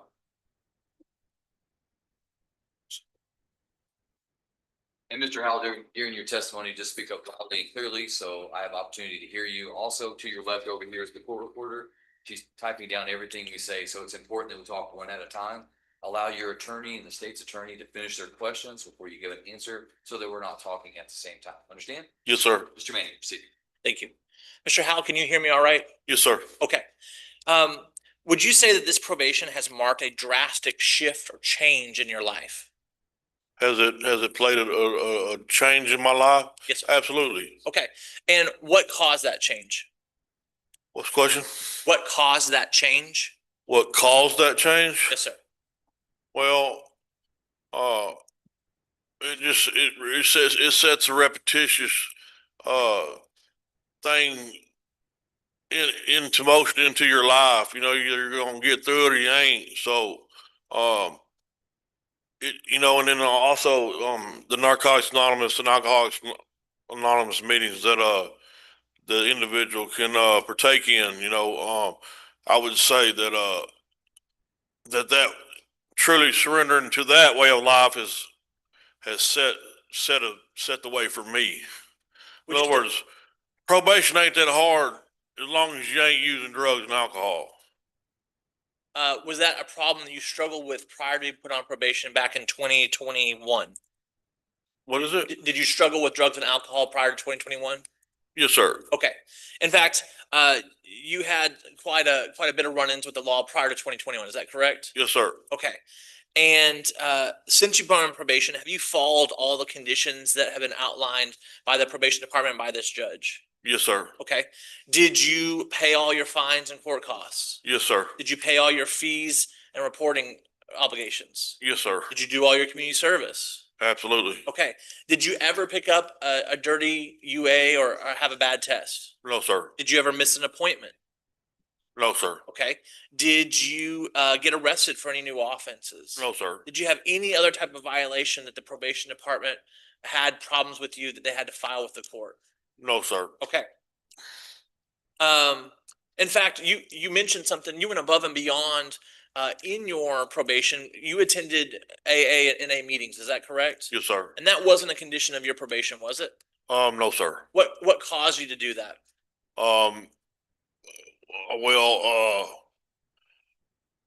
It's personal to me. It's a personal commitment that I've made. You know what I'm saying? So That wasn't something that the court was asking you to do. Wasn't something your probation officer was asking you to do. It's something you said, I need to do this. yes, sir. Yes, sir. Okay. So let's get down to the reason we're here today is you're asking to be released from probation earlier than what you originally signed. Is that correct? Yes, sir. And can you tell the court why you're asking to be released early? Well, all I can do is tell you the truth, but I have recently acquired a Class A CDL through going to a college course over in Kilgore, Texas. And I wasn't aware before I started the course that I don't know how much truth there is to this, but that the Judge Martin had quit giving travel permits. So just like any other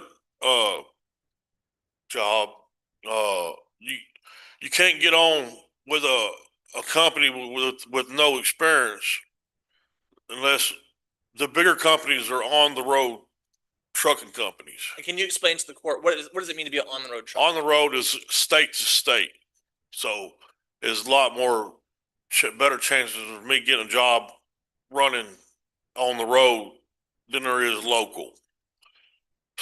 Did you attempt to get a local job once you got your CDL? Yes, sir. I'm attempting it now. Okay, and have you had any luck getting a local job? It's been a struggle. Okay. Yeah, it's been. I mean, it's possible, but I don't have the greatest history. Yeah.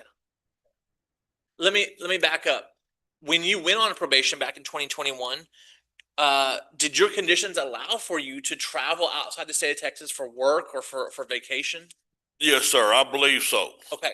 And you were going under the premise that was when you made your decision to quit your job and go get this education and this license, you made that under the conditions and terms that you signed back in 2021. Is that correct? Yes, sir. Okay. And when you found out that when you informed Officer Mewburn that you were taking those steps, did she advise you that the conditions had changed? Yes. But yes. Okay. And it was everything had been set in motion. I believe I'd already been involved in that class for a little bit of time. And I think Ms. Mewburn's records reflect that when you came in to report in January, you informed her that you were unemployed because you were taking these classes. Is that correct? Yes, sir. Okay. In other words, I didn't call my probation officer and tell her, hey, I'm quitting my job and going to CDL school. It was just like the next time I seen her. Have you seen benefits from being clean and sober and taking care of your business on probation? Have you seen benefits with your family? Yes, sir. Okay, what have those benefits been? The benefits from them or from me? For you. The benefits of being clean and sober Yes, sir. is when I leave, I normally get to come back. No, on a more serious note, is it's just created a safe environment for my wife and children, you know. So Do you have a healthy relationship with your family? yes, sir. Has it allowed you to be involved in their sports activities and Absolutely. Got a son that plays travel baseball. Okay. And they travel around quite a bit.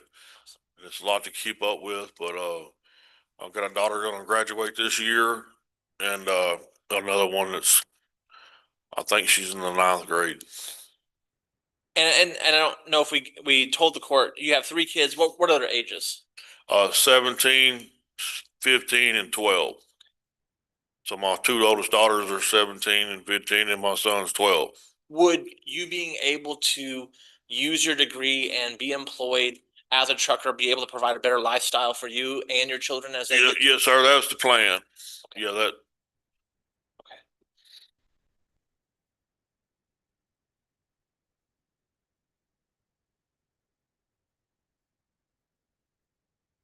Your Honor, I pass the witness. State. Charwell. Nothing from the state, Your Honor. Thank you. All right, anything further from this witness? Not at this time, Judge. All right, thank you, Mr. Howell. You may step down. What's your step, sir? Judge, next we can call Officer Stephanie Mewburn. Mr. Muir.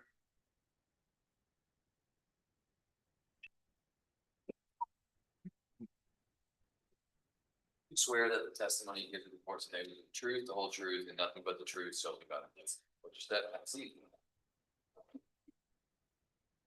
During your testimony, speak up loudly and clearly, and also one at a time. Okay. Yes, sir. Mr. Manny, go ahead. Thank you, Judge. Officer Mewburn, can you give the court your impression of when Mr. Howell came on your caseload? What were your expectations for him? I recall it being, he was kind of a known name, not personally. I didn't remember seeing, news articles, but the office buzz was he was a big name, run in with the law, had an extensive criminal history. Okay. And did that cause you concern, or did you feel like that was going to make things to be more difficult with Mr. Howell? The assumption was yes, Okay. that it would be difficult. And was that the reality? Not at all. Okay. Can you explain to the court how Mr. Howell did on his probation? As he answered, he paid his fees when he was supposed to. He reported when he was supposed to or earlier than he was supposed to, and he completed all of his community service in a quicker fashion than he was ordered. Okay. Is that normal for individuals with his type of history or background in life? Kind of hard to answer what normal is. It wasn't the expectations, no. Okay. In exceeding the expectations, was there anything that he did that you saw him committed to that helped in his sobriety or his commitment to change his life from the way it was before? I saw a couple different, the AA and NA attendance on his own was left an impression. He made sure to turn that in with me. He didn't have to. He didn't have to discuss it with me, but he did.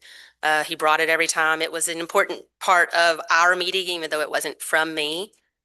He told me about his kids and how being part of their life they travel. I've even seen him at sporting events myself. So kind of those couple changes, I guess. Okay, excellent.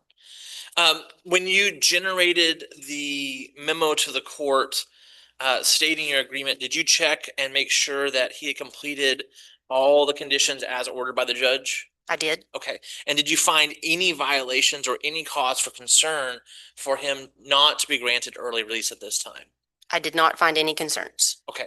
And can you confirm what I asked him earlier, that when he was put on probation on May 27th, 2021, did his condition, let me point it out specifically, condition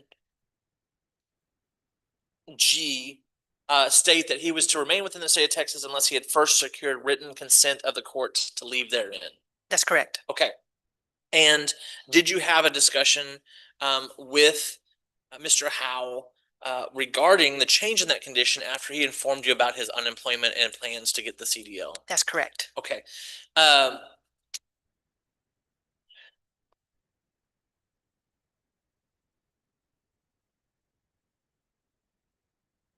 What was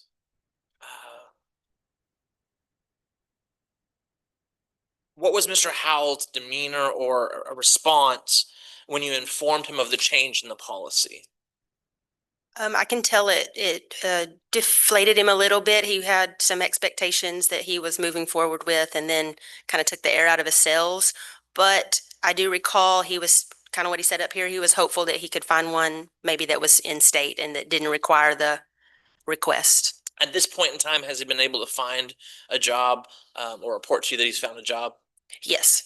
He has? He does have a job, yes. Okay. And is that in the field that he was trying to get into with the CDL? Forgive me, I don't recall. Okay, that's fine. Do you believe that the travel restriction hinders his ability to pursue the change and growth in his life that he has got with the CDL? I do think it hinders the CDL, yes. Okay.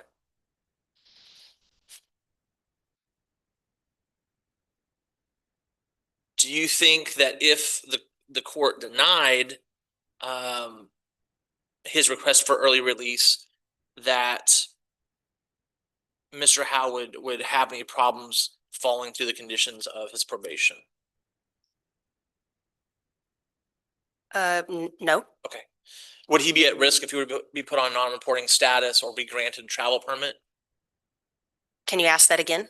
Would you be concerned that it'd be a change in behavior if he were to be given non-reporting status as a probationer, or if he would be given a travel permit? Would that be a concern of yours? Thank you. I do not think that would be a concern. Okay. Is there anything you feel like the court needs to know about Mr. Howell or about his performance on probation while he was working with you? I don't think anything extra. I think that we're early, and asking for early release is tells all. And I apologize. In the conditions of probation, it outlines under Article 42A 701 the procedure for when legally he is permitted to receive early release from probation. Are you familiar with that section of the conditions of probation? I can't quote it, but I know what you're referring to, yes. And just for your reference and recollection, it allows a probationer who's completed all the terms of probation and served at least 1/3 of the original probation period or 2 years, whichever is less, they can petition. Has Mr. Howell completed those timeline and condition requirements to be able to apply for early release at this time? Yes, sir. Okay. Your Honor, I pass the witness. Nothing from the state, Your Honor. Thank you. Thank you. Mr. Manning, additional witnesses or evidence? No, Your Honor. All right, you rest. Yes, Judge. State any witnesses or evidence? No, Your Honor. Argument, Mr. Manning? Yes, Judge. I would argue that we have met the legal burden under 42A. He has completed all the requirements to petition the court, but we recognize that this decision still lies in the court hands. And so I would just point to not only my client's testimony, but Officer Meeburn's testimony that in this situation, we see a drastic change from someone who was struggling with drugs and alcohol, who is struggling to follow the rules of society, who comes into a probation situation that quite remarkably, he knew what he needed to do, and not only did he know that, he did it. And so, Judge, we would ask that as the conditions have changed over the years, that there was not a part of what he originally agreed to, we would ask that we grant the early release, that we allow Mr. Howell to continue his progress forward, that we reward his efforts for being on probation, doing what the court has asked him to, and not only just doing that, but going above and beyond to have a lifestyle change, not just to change his outward behavior, but to change who he is internally, the man that he is, how he has moved from a position of focusing on himself to being there for his family, being there to care for his kids and provide for them through this opportunity for work. So we'd ask that, humbly ask that the court follow the recommendation of the probation department to follow the request from my client and grant him an early release at this time. Thank you, Mr. Manning. Charles. Thank you, Your Honor. I think clearly Mr. Howell has put in a lot of work and has done a very good job on probation, and certainly he's to be commended for that. Really, Your Honor, the issue is just historically and traditionally, we have always expected probationers to complete half of their probation before agreeing with early termination. That's always factored into what we're weighing when we're offering probation, making probation offers. So really, Your Honor, it's just a matter of changing the equation again. So that's really all the state's position at this point, Your Honor. Thank you, Mr. Charles. Anything else, Mr. Manning, on your motion?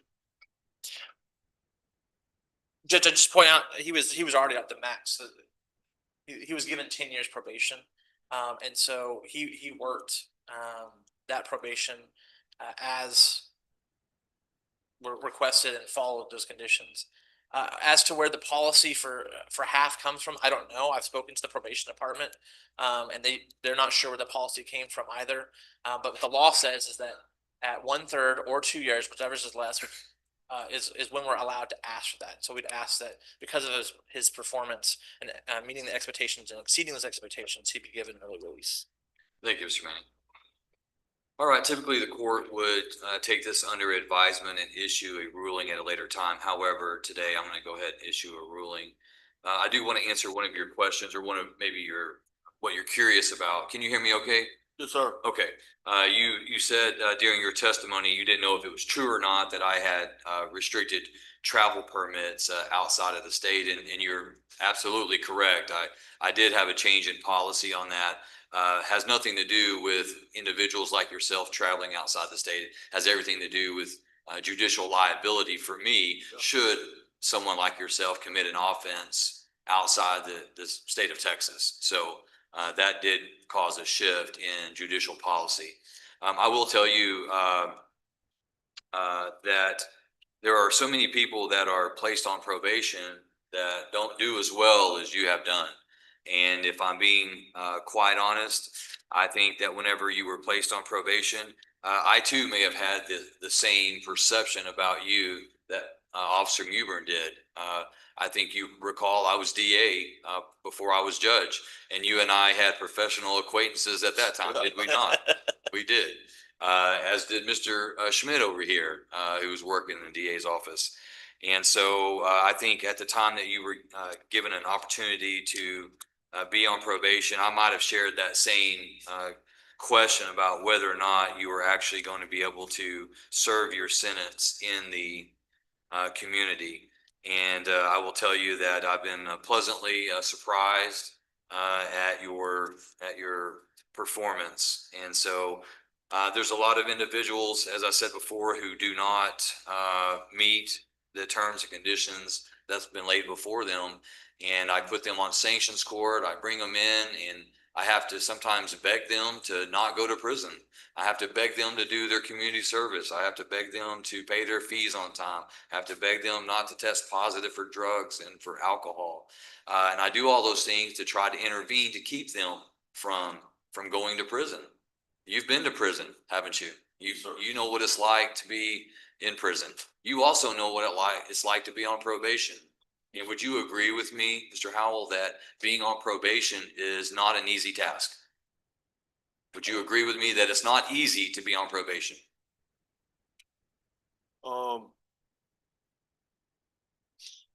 Judge, if I may, I think his testimony. Well, I mean, what I'm trying to figure out, I mean, as an individual that's on probation, speaking for myself, it's the easiest thing to do in the world if you're doing the next right thing and living the right way and have changed your life. You know what I'm saying? And doing it, never, you know, but now, if you're not, it is hard to be on probation. Yes, sir. And I think we're on the same page. Okay. A lot of people think that getting probation is a slap on the wrist, and it's easy to go out and do your community service and pay your bills and avoid drugs and alcohol and not commit new offenses. But it is easier whenever you decide to live your life the correct way, the right way, and to not violate the rules and morals of our society. All right. And so I say all these things to you, Mr. Howell, because today I think that you should be rewarded for the work that you have put forth on your community supervision. The fact that you have not received a violation, the fact that you have completed all of your community service, the fact that you have gone above and beyond and taken things such as NA and AA seriously, even though they were not ordered for you to do so. That shows that you are trying and have, I think, turned your life around. So I don't think that you would be sitting here today if you were not actually in the process, if not have already completed the process of getting your life on the right track. I would tell you that if you'd only served a year or 2 years of your community supervision and you got a CDL and you said, hey, I went off probation so I can go drive a truck outside the state of Texas, but for all this other evidence that you have done what you're supposed to, that your probation officer says that you've done things on time before they're due, but for all those things, I don't think I would have granted it. But because you have done all those things and you're seeking to better your life for you and your family by way of getting a CDL and traveling outside of the state of Texas, I'm going to reward you today and commend you on your successful completion of probation thus far, and I'm going to grant your motion for early termination. Thank you, sir. All right. Mr. Manning, I think you filed an order. Yes, Judge, I did. I will have that printed off from the clerk's office and I'll get that signed. Actually, Mr. Abraham, will you go print that for me? And if you want to stick around, I'll get that signed today and you can get a copy from the clerk's office. Thank you, Judge. All right. If there's nothing further, then we're adjourned in this case. Thank you. You're welcome.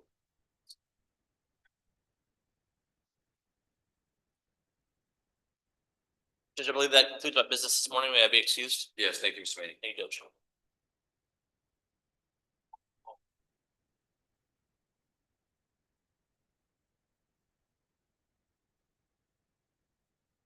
All right, court's gonna stand in recess for just about 10 minutes. Need to make a break for my staff.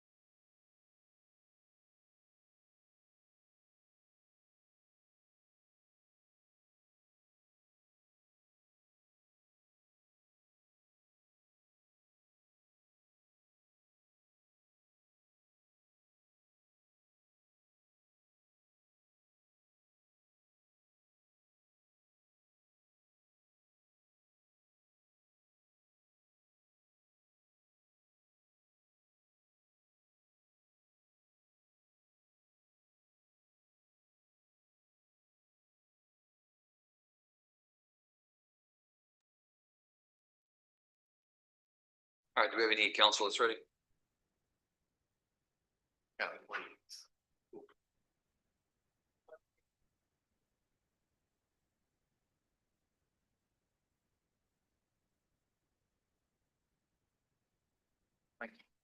Who are you ready on, Mr. Weiner? I guess, White out polite me, so I'm ready on both my cases, Judge. One's a plea, Mr. Dupree is a plea, and the other one, you ordered to take a drug test. All right, I'm not seeing the plea on Mr. Dupree. Double check. We don't have to do anything once he signs. Okay. The only pleas that I have are on Culie, Huffman, and Kinsey. Both my client and I clicked through everything and it said Did a probation plea? it is. All right, while she's looking for that,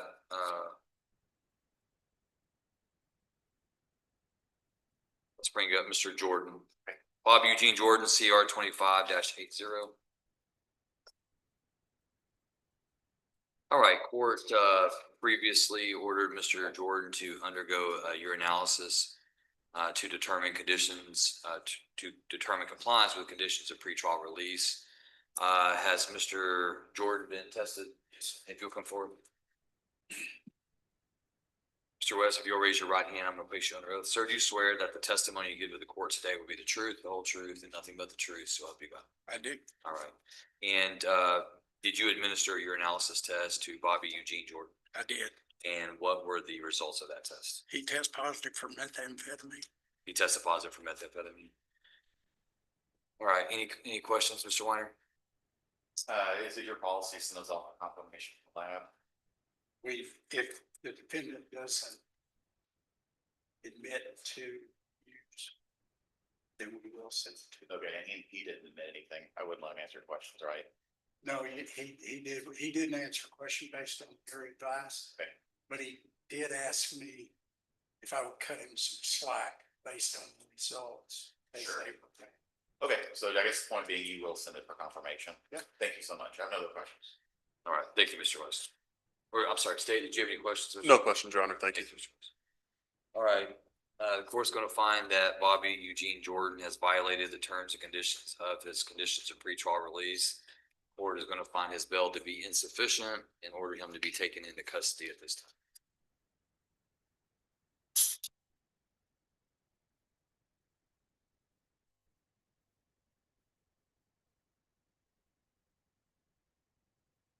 And Judge, I may have missed it. What are you actually raising the bond to at this time? 100,000. Okay, good.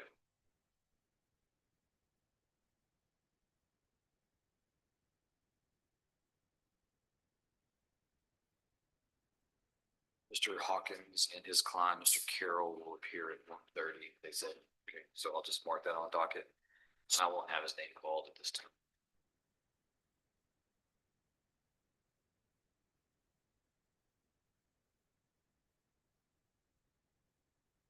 All right, Mr. Warner, I have Mr. Dupree now.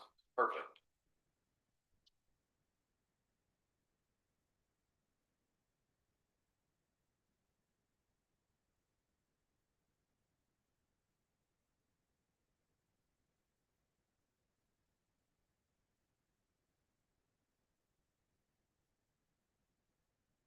All right, court calls cause numbers CR 23-210, CR 23-211, CR 23-212, State of Texas versus Dustin Lee Dupree. Mr. Dupree, if you'll raise your right hand, I'm going to place you under oath. Sir, do you swear that the testimony you give to the court today will be the truth, the whole truth, and nothing but the truth, so help you God? All right, thank you, sir. You can already.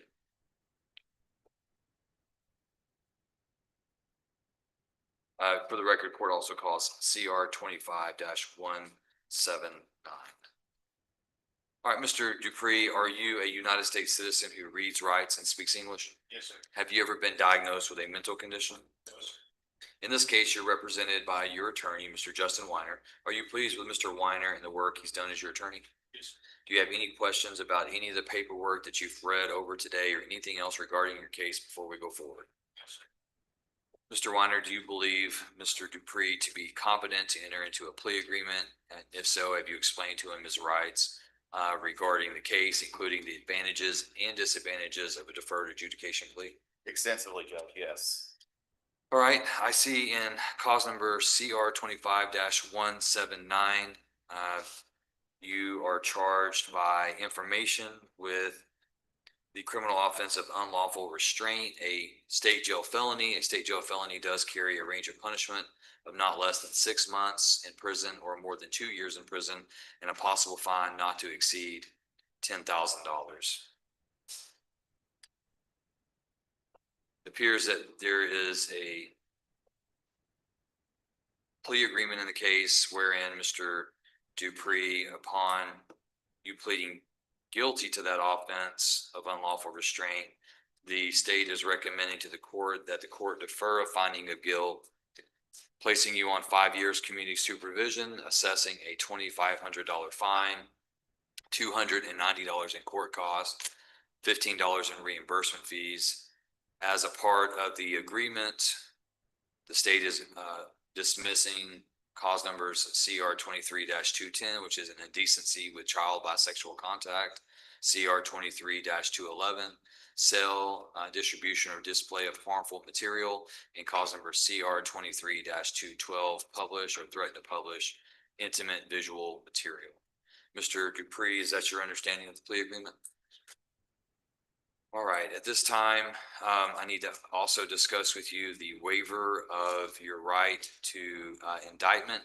You understand, Mr. Dupree, that a person cannot be brought to trial for a felony prosecution in the state of Texas without an indictment being returned by the grand jury. You understand that? And the grand jury would hear the evidence as presented by the state and determine whether or not it believes that there's probable cause to believe that a crime has been committed and whether or not a prosecution should go forward. I see here that you are asking the court to allow you to waive your right to indictment in this case and to plead pursuant to an information, which is a legal instrument that is just filed by the prosecutors in the case without it going before a grand jury. You understand that? Yes. You understand that once you waive your right to a grand jury, and if the court approves that and you're prosecuted by information, that right will not be restored to you at a later time. Yes. Meaning you can't change your mind later. Yes. You understand that? Mr. Dupree, has anybody threatened, forced, or pressured you to waive your right to an indictment in this case? No, sir. All right. And Mr. Weiner, as counsel, you have informed Mr. Dupree regarding his rights of indictment and joined with him in asking the court to waive his right to indictment. I said, All right. All right, Mr. Dupree, at this time, I would ask you, how do you plead to the state jail felony offense of unlawful restraint of a child less than 17 years of age? Guilty, sir. And are you pleading guilty to that offense because you are in fact guilty of committing that offense? Yes. And has anybody threatened you, forced you, or pressured you to plead guilty? No, sir. All right, the court will accept the defendant's plea of guilt at this time. Mr. Weiner, any objection to the evidence supporting the plea? There are previously received, review, and have no objection to any of the offers. All right, the stipulation is admitted and the court takes judicial notice of the defendant's judicial confession. Anything further from the state? No, Your Honor. Well, I should note, Your Honor, that the state is in compliance and the victim in this matter and her mother were in agreement with the negotiated plea. All right, thank you, Mr. Hernandez. Anything further from the defense? No, Your Honor. All right, court will review the evidence.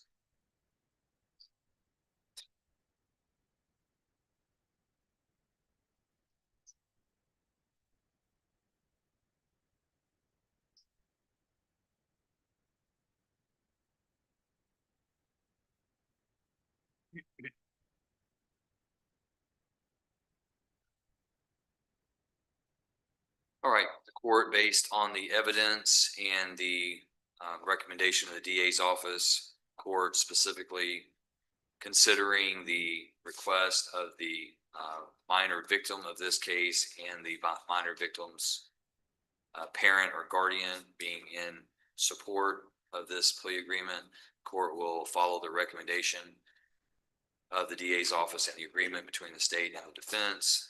Court hereby defers a finding of guilt for Dustin Lee Dupree on unlawful restraint of a child less than 17 years of age, a state jail felony.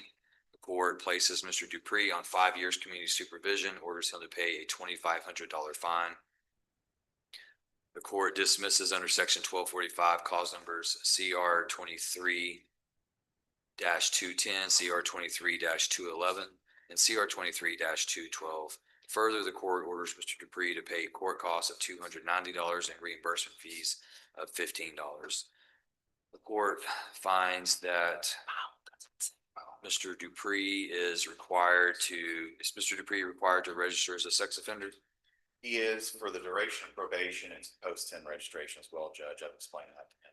Okay, court finds that Mr. Dupree, being required to register under chapter 62 of the Texas Code of Criminal Procedure, finds that he has this day received the supplemental admonishments for sex offender registration requirements.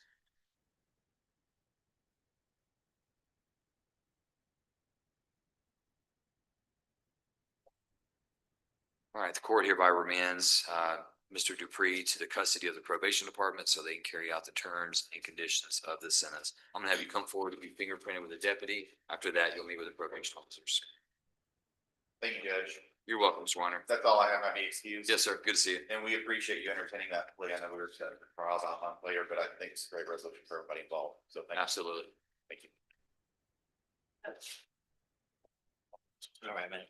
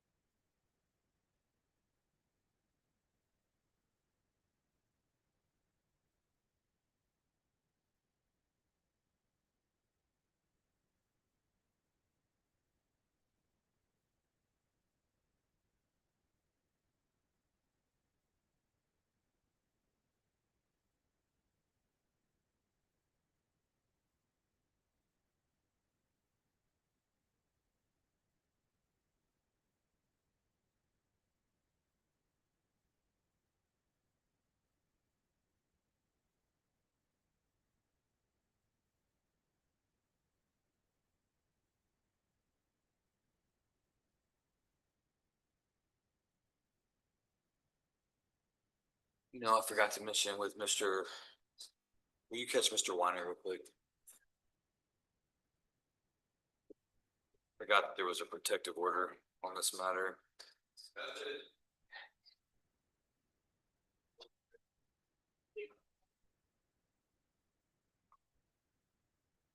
Already got that. Yeah. You know, lawyers. I don't blame him for wanting to get out quick.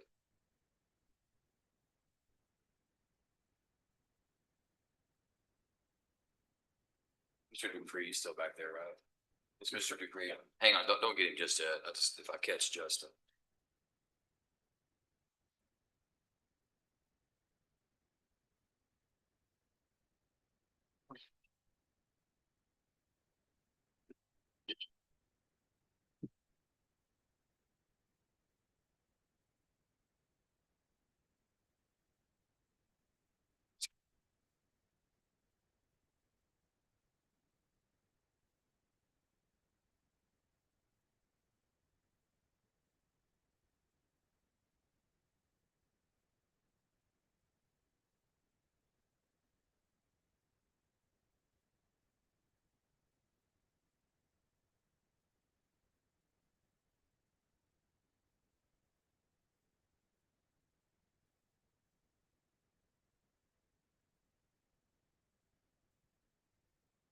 Trying to catch him on this.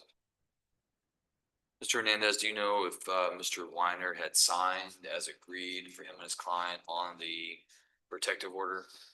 Yes, Your Honor, it was a part and parcel of the plea.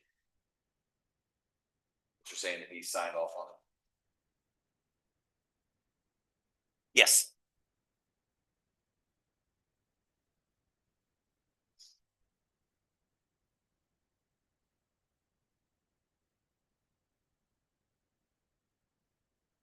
And I did confirm that with him this morning when we spoke.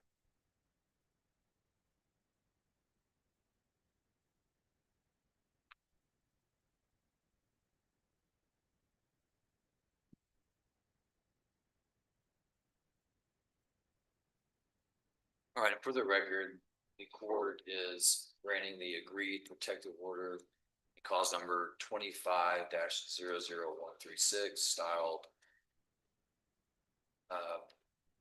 named individual petitioner versus Dustin Dupree, respondent.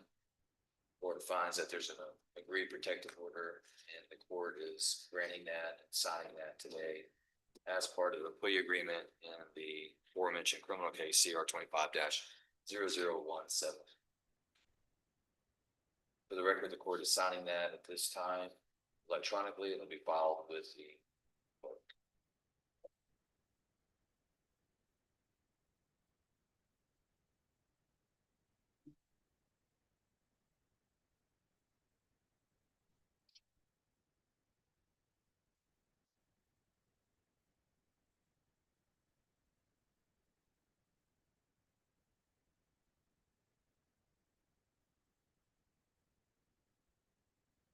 Right, are you ready? Yes. Are you ready?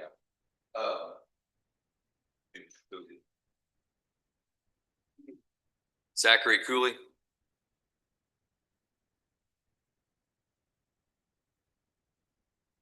All right, this is cause number CR 25-00072, State of Texas versus Zachary Blue Culie.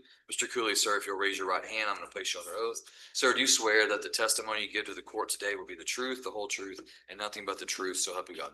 Yes, sir. You can lower your hand. Mr. Culie, are you a United States citizen who reads, writes, and speaks English? Yes, sir. Have you ever been diagnosed with a mental condition? No, sir. In this case, you're represented by your attorney, Mr. Nolan White. Are you pleased with Mr. White and the work that he's done as your attorney? Yes, sir. Do you understand everything that you've read and signed today that's part of your plea agreement? Yes, sir. Mr. White, do you believe Mr. Culie to be competent to enter into an agreement, that he's doing so intentionally, knowingly, and voluntarily, and that you've explained to him the advantages and disadvantages of a deferred adjudication plea? Yes, sir, I have. I believe he's competent, understands the proceeding opinion here against him today. I believe he's I've explained the advantages and disadvantages of entering into such a plea, and I believe he's understood them as well as waived his rights knowingly, intelligently, and voluntarily. All right, Mr. Culie, you were originally charged with a third-degree felony offense of assault of a family or household member by impeding breath or circulation. However, I see that the plea agreement today is for you to enter a plea of guilty to a lesser included offense, a Class A misdemeanor. Assault causes bodily injury of a family member. Upon you pleading guilty, the state's recommending the court not convict you after reviewing the evidence. They're asking the court to place you on community supervision for a period of 2 years. In addition, they're asking the court to assess a fine of $1,000 for you to attend anger management as a condition of your community supervision, court costs of $270, and reimbursement fees of $35. And the judgment says that this is by indictment and this is a plea to count one. Is that correct? That's correct, Your Honor, and they're dismissing count two. Count two. But that's the way the indictment was done. Okay. Was the, tell me about, what did the indictment say? It said impeding breath or circulation. Was count one or count two? That was count one, Your Honor, and the second would have been an assault, Class A misdemeanor, bodily injury.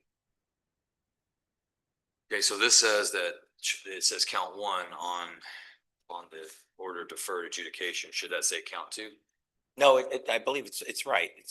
Oh, I'm sorry. Yeah, you're right. I see what you're saying.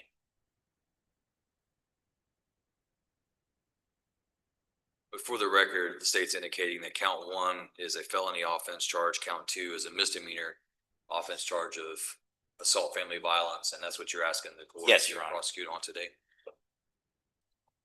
All right. Mr. Cooley, do you understand the plea agreement as I've stated it to you? Yes, sir. Do you have any questions about any of that? Well, I'm pleading on the misdemeanor. Correct. Yes, sir. Yes, sir. You're pleading on the lesser included Class A misdemeanor offense of assault causes bodily injury. That Class A misdemeanor carries a range of punishment not to exceed 1 year in the county jail and or a fine not to exceed up to $4,000.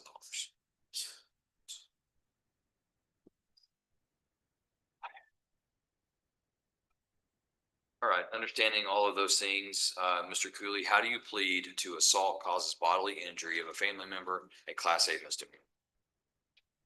Are you pleading guilty to that crime because you are guilty of committing that crime? Sir. And Mr. Cooley, has anybody threatened, forced, or pressured you to plead guilty? All right, the court will, Mr. White, any objection to the evidence offered to support the plea? No, sir. All right, the evidence is admitted and the court takes judicial notice of the defendant's judicial confession. Anything further from the state? No, Your Honor, thank you. Anything further from the defense? No, sir. Mr. Hernandez is the victim in this case, in agreement with the plea recommendation. Yes, Your Honor, we did have the opportunity to meet with her. She came to our office. We advised her of the posture of the case at the time we believed was going to be a trial, and we advised her of everything. I should add that at least it was her concern or her request at the time about modifying the no contact order to allow contact between them. I anticipated she'd be here this morning when she has not checked in with me at all. I've kind of been looking out, but that's what I can relate to the court, that she did want that condition modified, if not outright taken out. Your Honor, there is no contact provisions within the plea agreement, and in terms of, I believe that had to do with the Pretrial conditions, that's release correct. conditions, yes. Okay. Prior to entering this. Okay. All right, the court will review the evidence.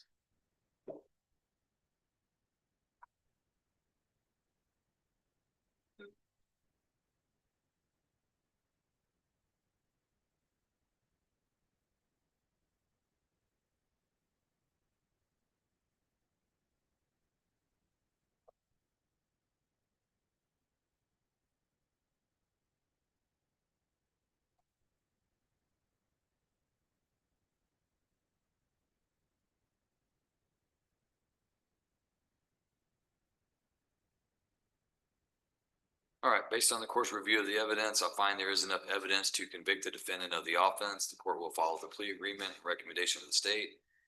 Court hereby defers a finding of guilt to the lesser included offense of assault causes bodily injury of a family member as outlined in count 2 of the indictment.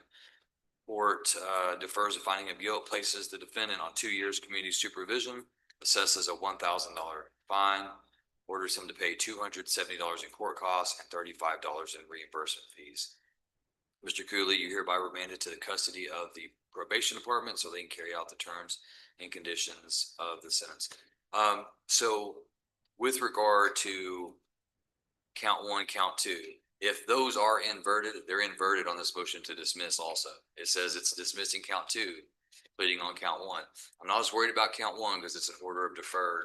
It's not going to TDCJ. They're not going to have to deal with it. But if there's ever a question about whether count 2 was dismissed, there's going to be an issue with that. So what y'all want to do on that? We just want to get y'all just provide the court by agreement with a motion to dismiss that count as it pertains to an indictment. Just the problem I'm going to have is I will not be able to sign the rest of the plea papers without signing this motion. So either we got to redo the paperwork. I mean, I can't it won't let me bypass it. I can't sign everything else and leave that blank and then fix it by hard copy. I would have to sign everything again. which means y'all would have to sign everything. And I'm fine with that. If y'all want to redo it, I've already admonished him. We can go ahead and go forward with it. I not sign this one. And when it's submitted to me later, I can do it, but they're not gonna be able to sign him up. Do you have his conditions and everything ready for him to sign? Yeah, so they're not gonna be able to go through that until we get that done. If count one and count two are inversed. Are y'all certain? Have y'all reviewed the indictment to make sure? Let me read, if the court doesn't mind, I can go look at it. In my discovery, I've got a hard copy at the office, Well, I can pull it up right here. but I believe count one is.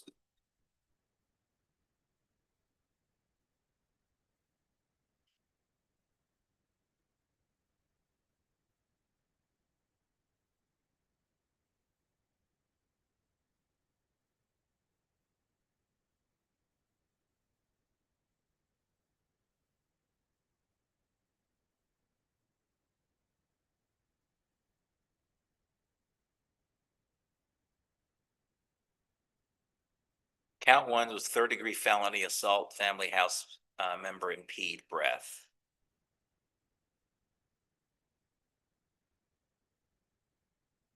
And count two is assault family house, class A misdemeanor.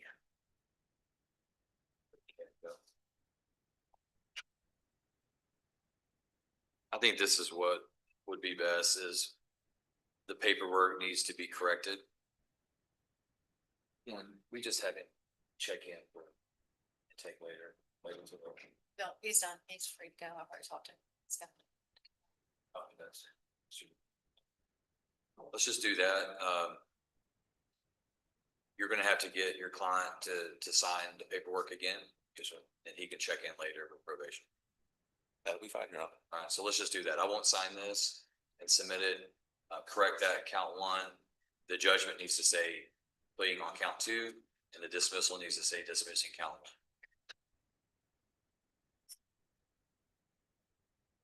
Yeah, the count one and count two are both 2572.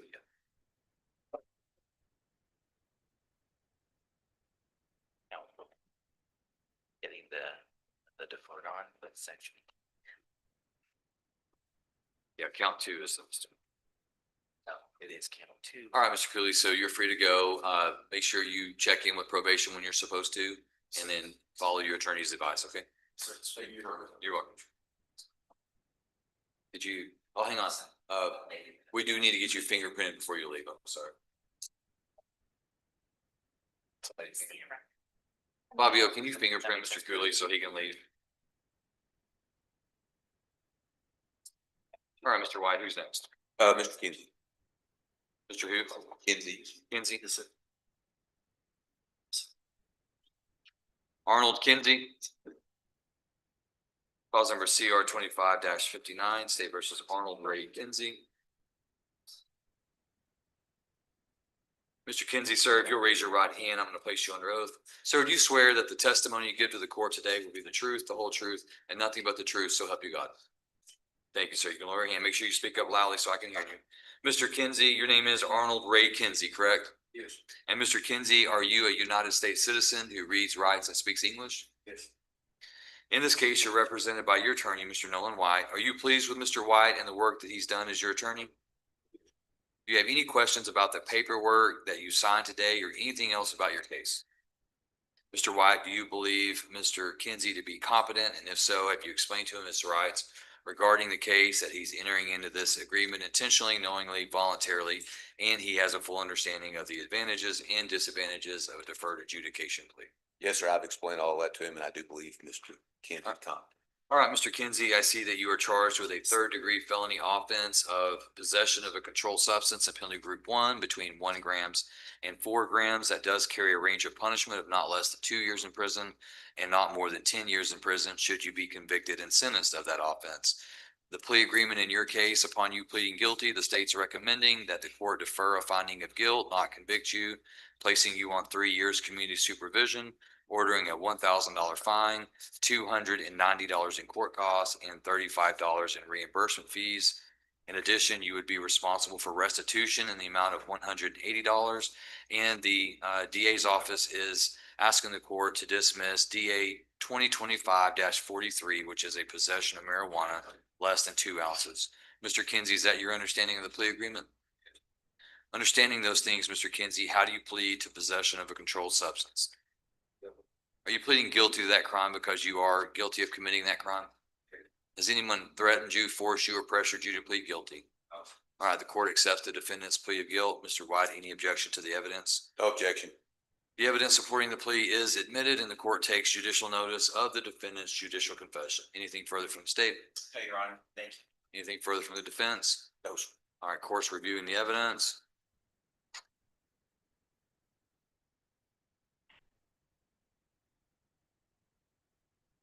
All right, the court, having reviewed the stipulation of evidence, finds sufficient evidence to convict the defendant of the offense. The court follows the plea agreement today. The court defers a finding of guilt on possession of a controlled substance, a third-degree felony, places Mr. Kinsey on 3 years community supervision, orders him to pay a $1,000 fine, restitution of $180. Court dismisses DA 2025-43, possession of marijuana less than 2 ounces. Further, the court orders Mr. Kinsey to pay court costs of $290 and reimbursement fees of $35 and restitution of $180. Mr. Kinsey, you hereby remanded to the custody of the probation department so they can carry out the terms and conditions of the sentence. I'm gonna have you come forward to be fingerprinted. After that, you will meet with probation.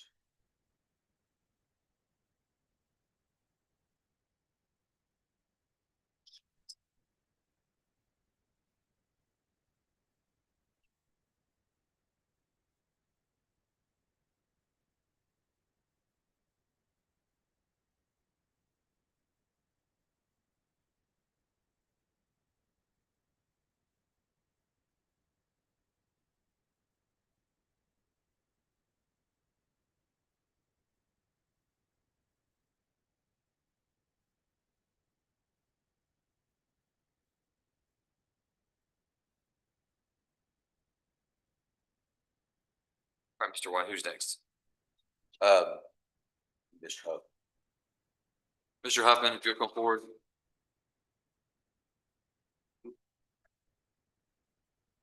This is cause number CR 24-165, State of Texas versus Joshua Stephen Huffman. Mr. Huffman, sir, if you'll raise your right hand, I'm going to place you under oath. You swear that the testimony you give to the court today will be the truth, the whole truth, and nothing but the truth, so help you God. Thank you, sir. You can lower your hand. Mr. Huffman, are you a United States citizen who reads, writes, and speaks English? Have you ever been diagnosed with a mental condition? In this case, you're represented by Mr. Nolan White, your attorney. Are you pleased with Mr. White and the work that he's done? Do you have any questions about the paperwork that you've read and signed or anything else about your case?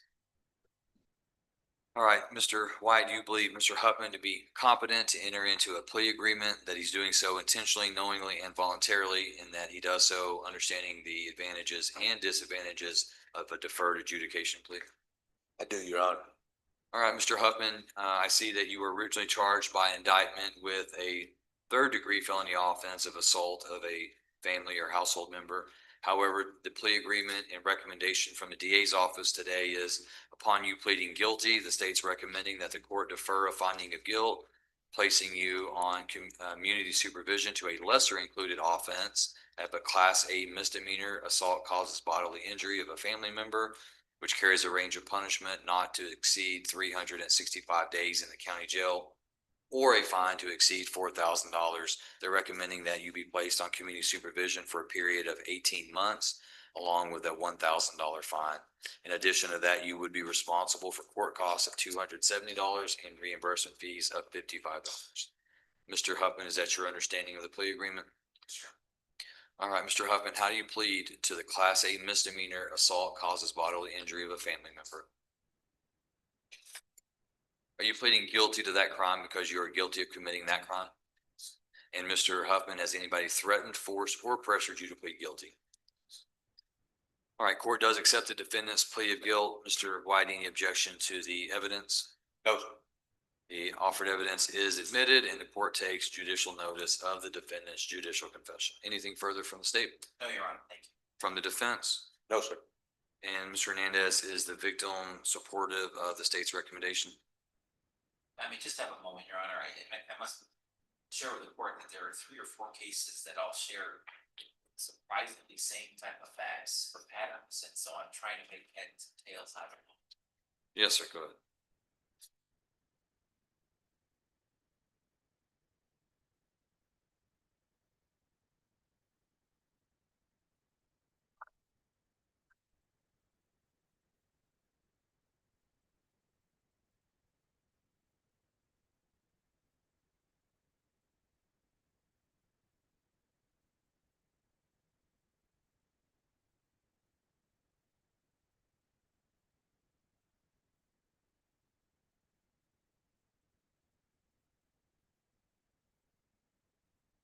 Yeah, just a moment, Your Honor.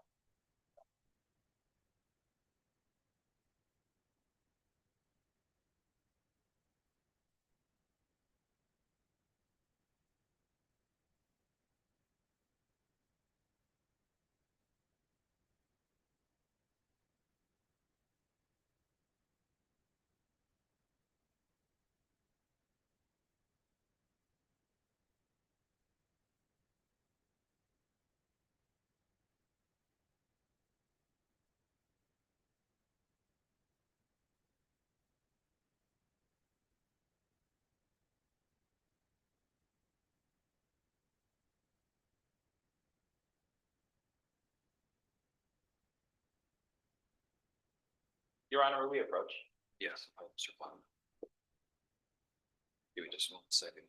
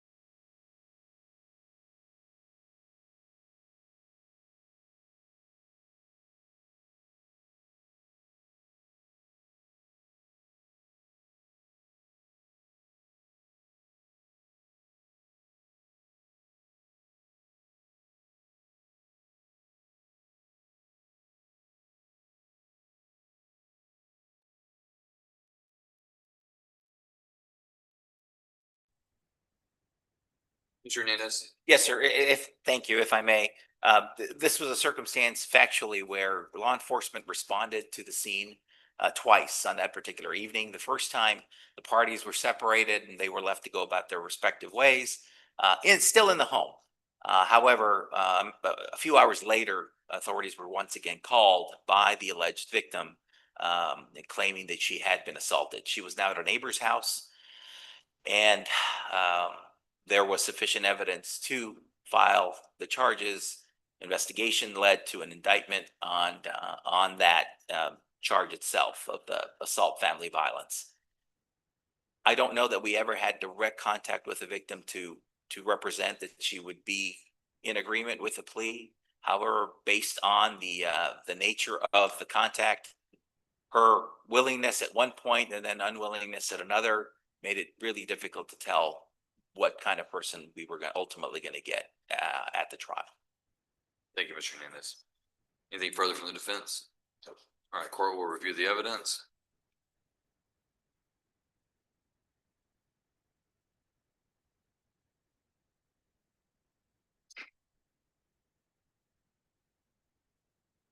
All right, the court, having reviewed the evidence, finds enough evidence to convict the defendant of the offense. Court will follow the plea agreement and the recommendation from the DA's office. The court hereby places Mr. Huffman on deferred community supervision for the lesser included offense of assault causes bodily injury of a family member for a period of 18 months. Orders him to pay a $1,000 fine, $270 in court costs, and $55 in reimbursement fees. Mr. Huffman, you hereby remanded to the custody of the probation department so they can carry out the terms and conditions of the sentence. I'm going to have you come over here to be fingerprinted. After that, you'll meet with probation.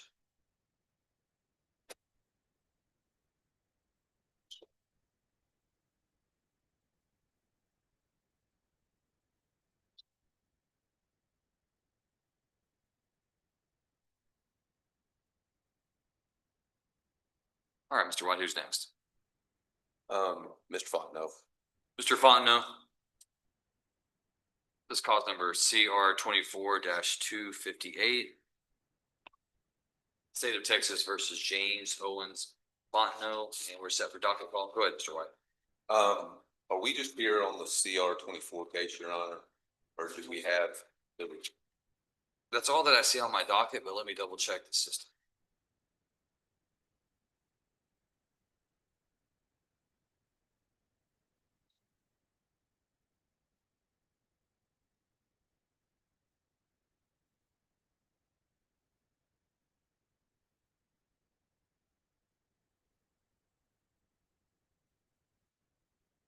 Mr. Fontenot has two cases in the county court of law. Assault causes bodily injury, driving with without insurance. Those look like they're set September 8th downstairs. Okay, Your Honor. So I was just trying to, I think we're gonna have to get those cases transferred up here. I talked with Mr. Hernandez. We're gonna try to get all that wrapped up together. I am going down as the attorney of record on the accident involving serious bodily injury. And hopefully we can get all that wrapped up in one plea. Any objection from state? No, Your Honor, thank you. Are you going to be filing motions to transfer up, or are you just going to try to resolve the cases separately in the two courts? It doesn't matter to me one way. We'll probably end up having to transfer them up. All right, court will reset Mr. Fontenot then for docket call.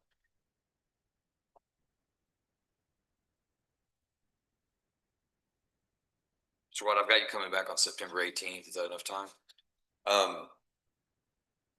It probably will be for me. Now, I know Mr. Hernandez and I, in speaking about this, we've got some moving parts on his end that once we kind of nail down what exactly, if there's any restitution, and then what the alleged victims want. So some of that, I'm fine with 18th. I just wanted to let the court know that I anticipate maybe need another one just to make sure we've got everything the way it needs to be done. Okay, I won't set you for a final at this time. Court sets Mr. Fontenot then for docket call September 18th at 9 a.m.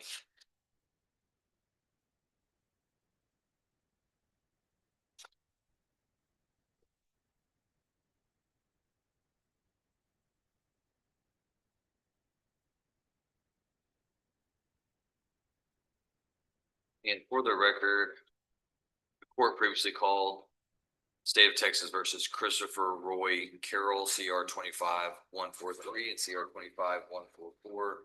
Mr. Carroll did not appear at 9 a.m. as previously ordered. However, Mr. Carroll is represented by attorney Matt Hawkins. Mr. Hawkins has notified the court that I believe he believed that the setting was for next week. In any event, Mr. Hawkins indicated that he and Mr. Carroll will appear at 1:30 this afternoon. So the court is going to recall that case at 1:30. And those are set by arraignment, or set for arraignment. Mr. West will need to be here to meet with Mr. Carroll for questions. Just so you're aware. No, Jennifer Schaefer, where's she at? He must have a new case. He's got new Sorry. These calls numbers? Is that matters? I don't have Schaefer. I have Schaefer. Look up sign conditions on both. Oh, yes, yes. Yeah, call her name and I'm gonna take it under advisement till tomorrow. Yes, sir. Oh, no. So we have about the conditions. Till I'm aged out. Mhm. But I'll be. Because I mean, when you played with. That's now without. But All right, the court having called CR 25-24, State of Texas versus Jennifer Diane Schaefer. Mr. White indicated, Mr. Jeff White indicated to the court earlier that his client had contacted his office, and I believe the court indicating that she was unable to appear in court today due to contracting COVID. The court has had her name called loudly, distinctly 3 times in the courthouse with no response. The court is going to take a judgment in ISI under advisement until 5 p.m. on Friday, August 15th, in order for Mr. White to provide the court with the necessary medical documentation to confirm that medical issue. So that's under advisement. All right, anybody else? Then we won't call Mr. Carroll until this afternoon if he doesn't appear. So it'll be a long day. All right, that concludes the court's criminal docket. Court will stand in recess till 1:30. Mr. Donaldson, is there something I can help you with? on statement. Can you make a what? Well, let me ask you, what can I help you with? Yesterday evening, I received from the Court of Appeals the mandate affirming the decision that I invested a property here in Canton.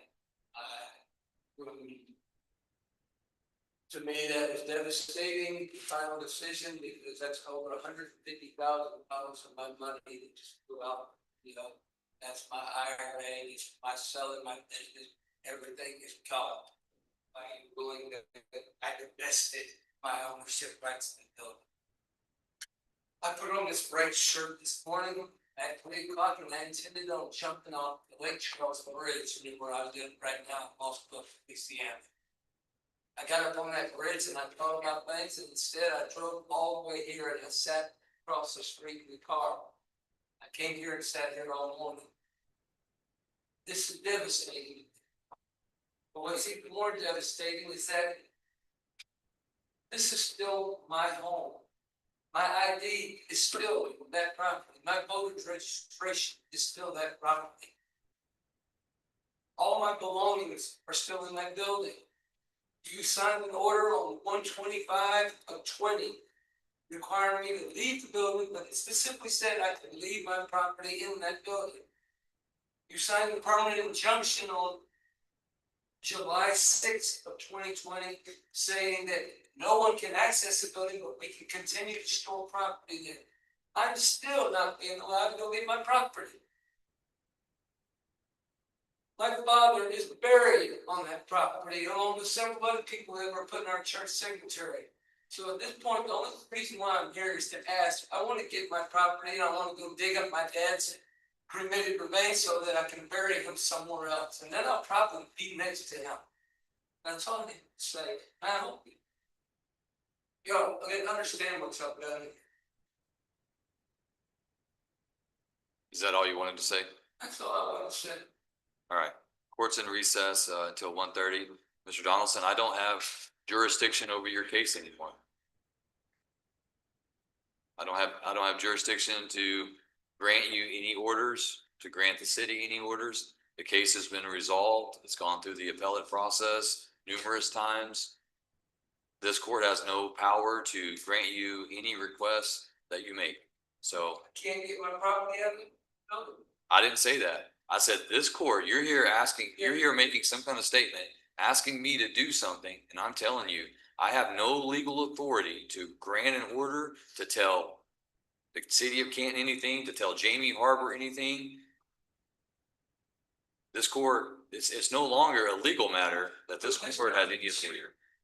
Yeah, I said to Joyce and I brought up that my property's in there, we were trying to get the proposal. And you were gonna order JP Harbor in this court and find out where my property is. And Mr. Boss sat right there, just shook his head no, and you completely went on about something else and never revisited that. That's I sent over your books, that's my work stuff, that's my tax records, everything I own is in that room. And Mr. Donaldson, have you attempted to contact the Harbors who are the legal owners of the building? The ones that you deeded, that you released the property to? Have you reached out to them? They could not deed, I never signed the deed. Okay, well, listen, you and I are not gonna sit here and have a legal argument. I've made my ruling. It's gone up to the Court of Appeals. They've affirmed it time and time and time again. And as you know, they just affirmed it again. So there's no legal arguments between you and I. My question to you, Mr. Donaldson, is have you reached out to Jamie Harbor to try to arrange to get any property that you claim to have in that building? Because Went to the house, she wouldn't come out, she called the sheriff's deputy, they came out there, one of them was there. I told them, they said, she doesn't want you to leave. okay, then I guess you've extinguished all the available remedies. But there's no legal remedy that I can grant you. I have no jurisdiction to do so. You're welcome. Mr. Donaldson, I'd be remiss if I didn't ask you this question. You're not planning on committing any kind of self-harm, are you? Not at the moment. Not in the immediate future, no. All right, well, let me say this to you, okay? I want you to hear me. There's no amount of personal property or real property or anything that's more valuable than your life. So if I have no life, living in a little tin can of what you call a traveling trailer in Moss Buck, Louisiana. I used to have thousands of dollars I worked all my life to earn. I tried to put it this stuff. I don't have nothing to eat. I understand, but if you are a man of God, as you say you are, then you understand that you can have nothing and yet still have everything. So you're assuring me that if I allow you to walk out of here today, that you're not walking out to commit any kind of self-harm? No, I'm not sure. All right, thank you. You have a good day. Court will resume at 1:30.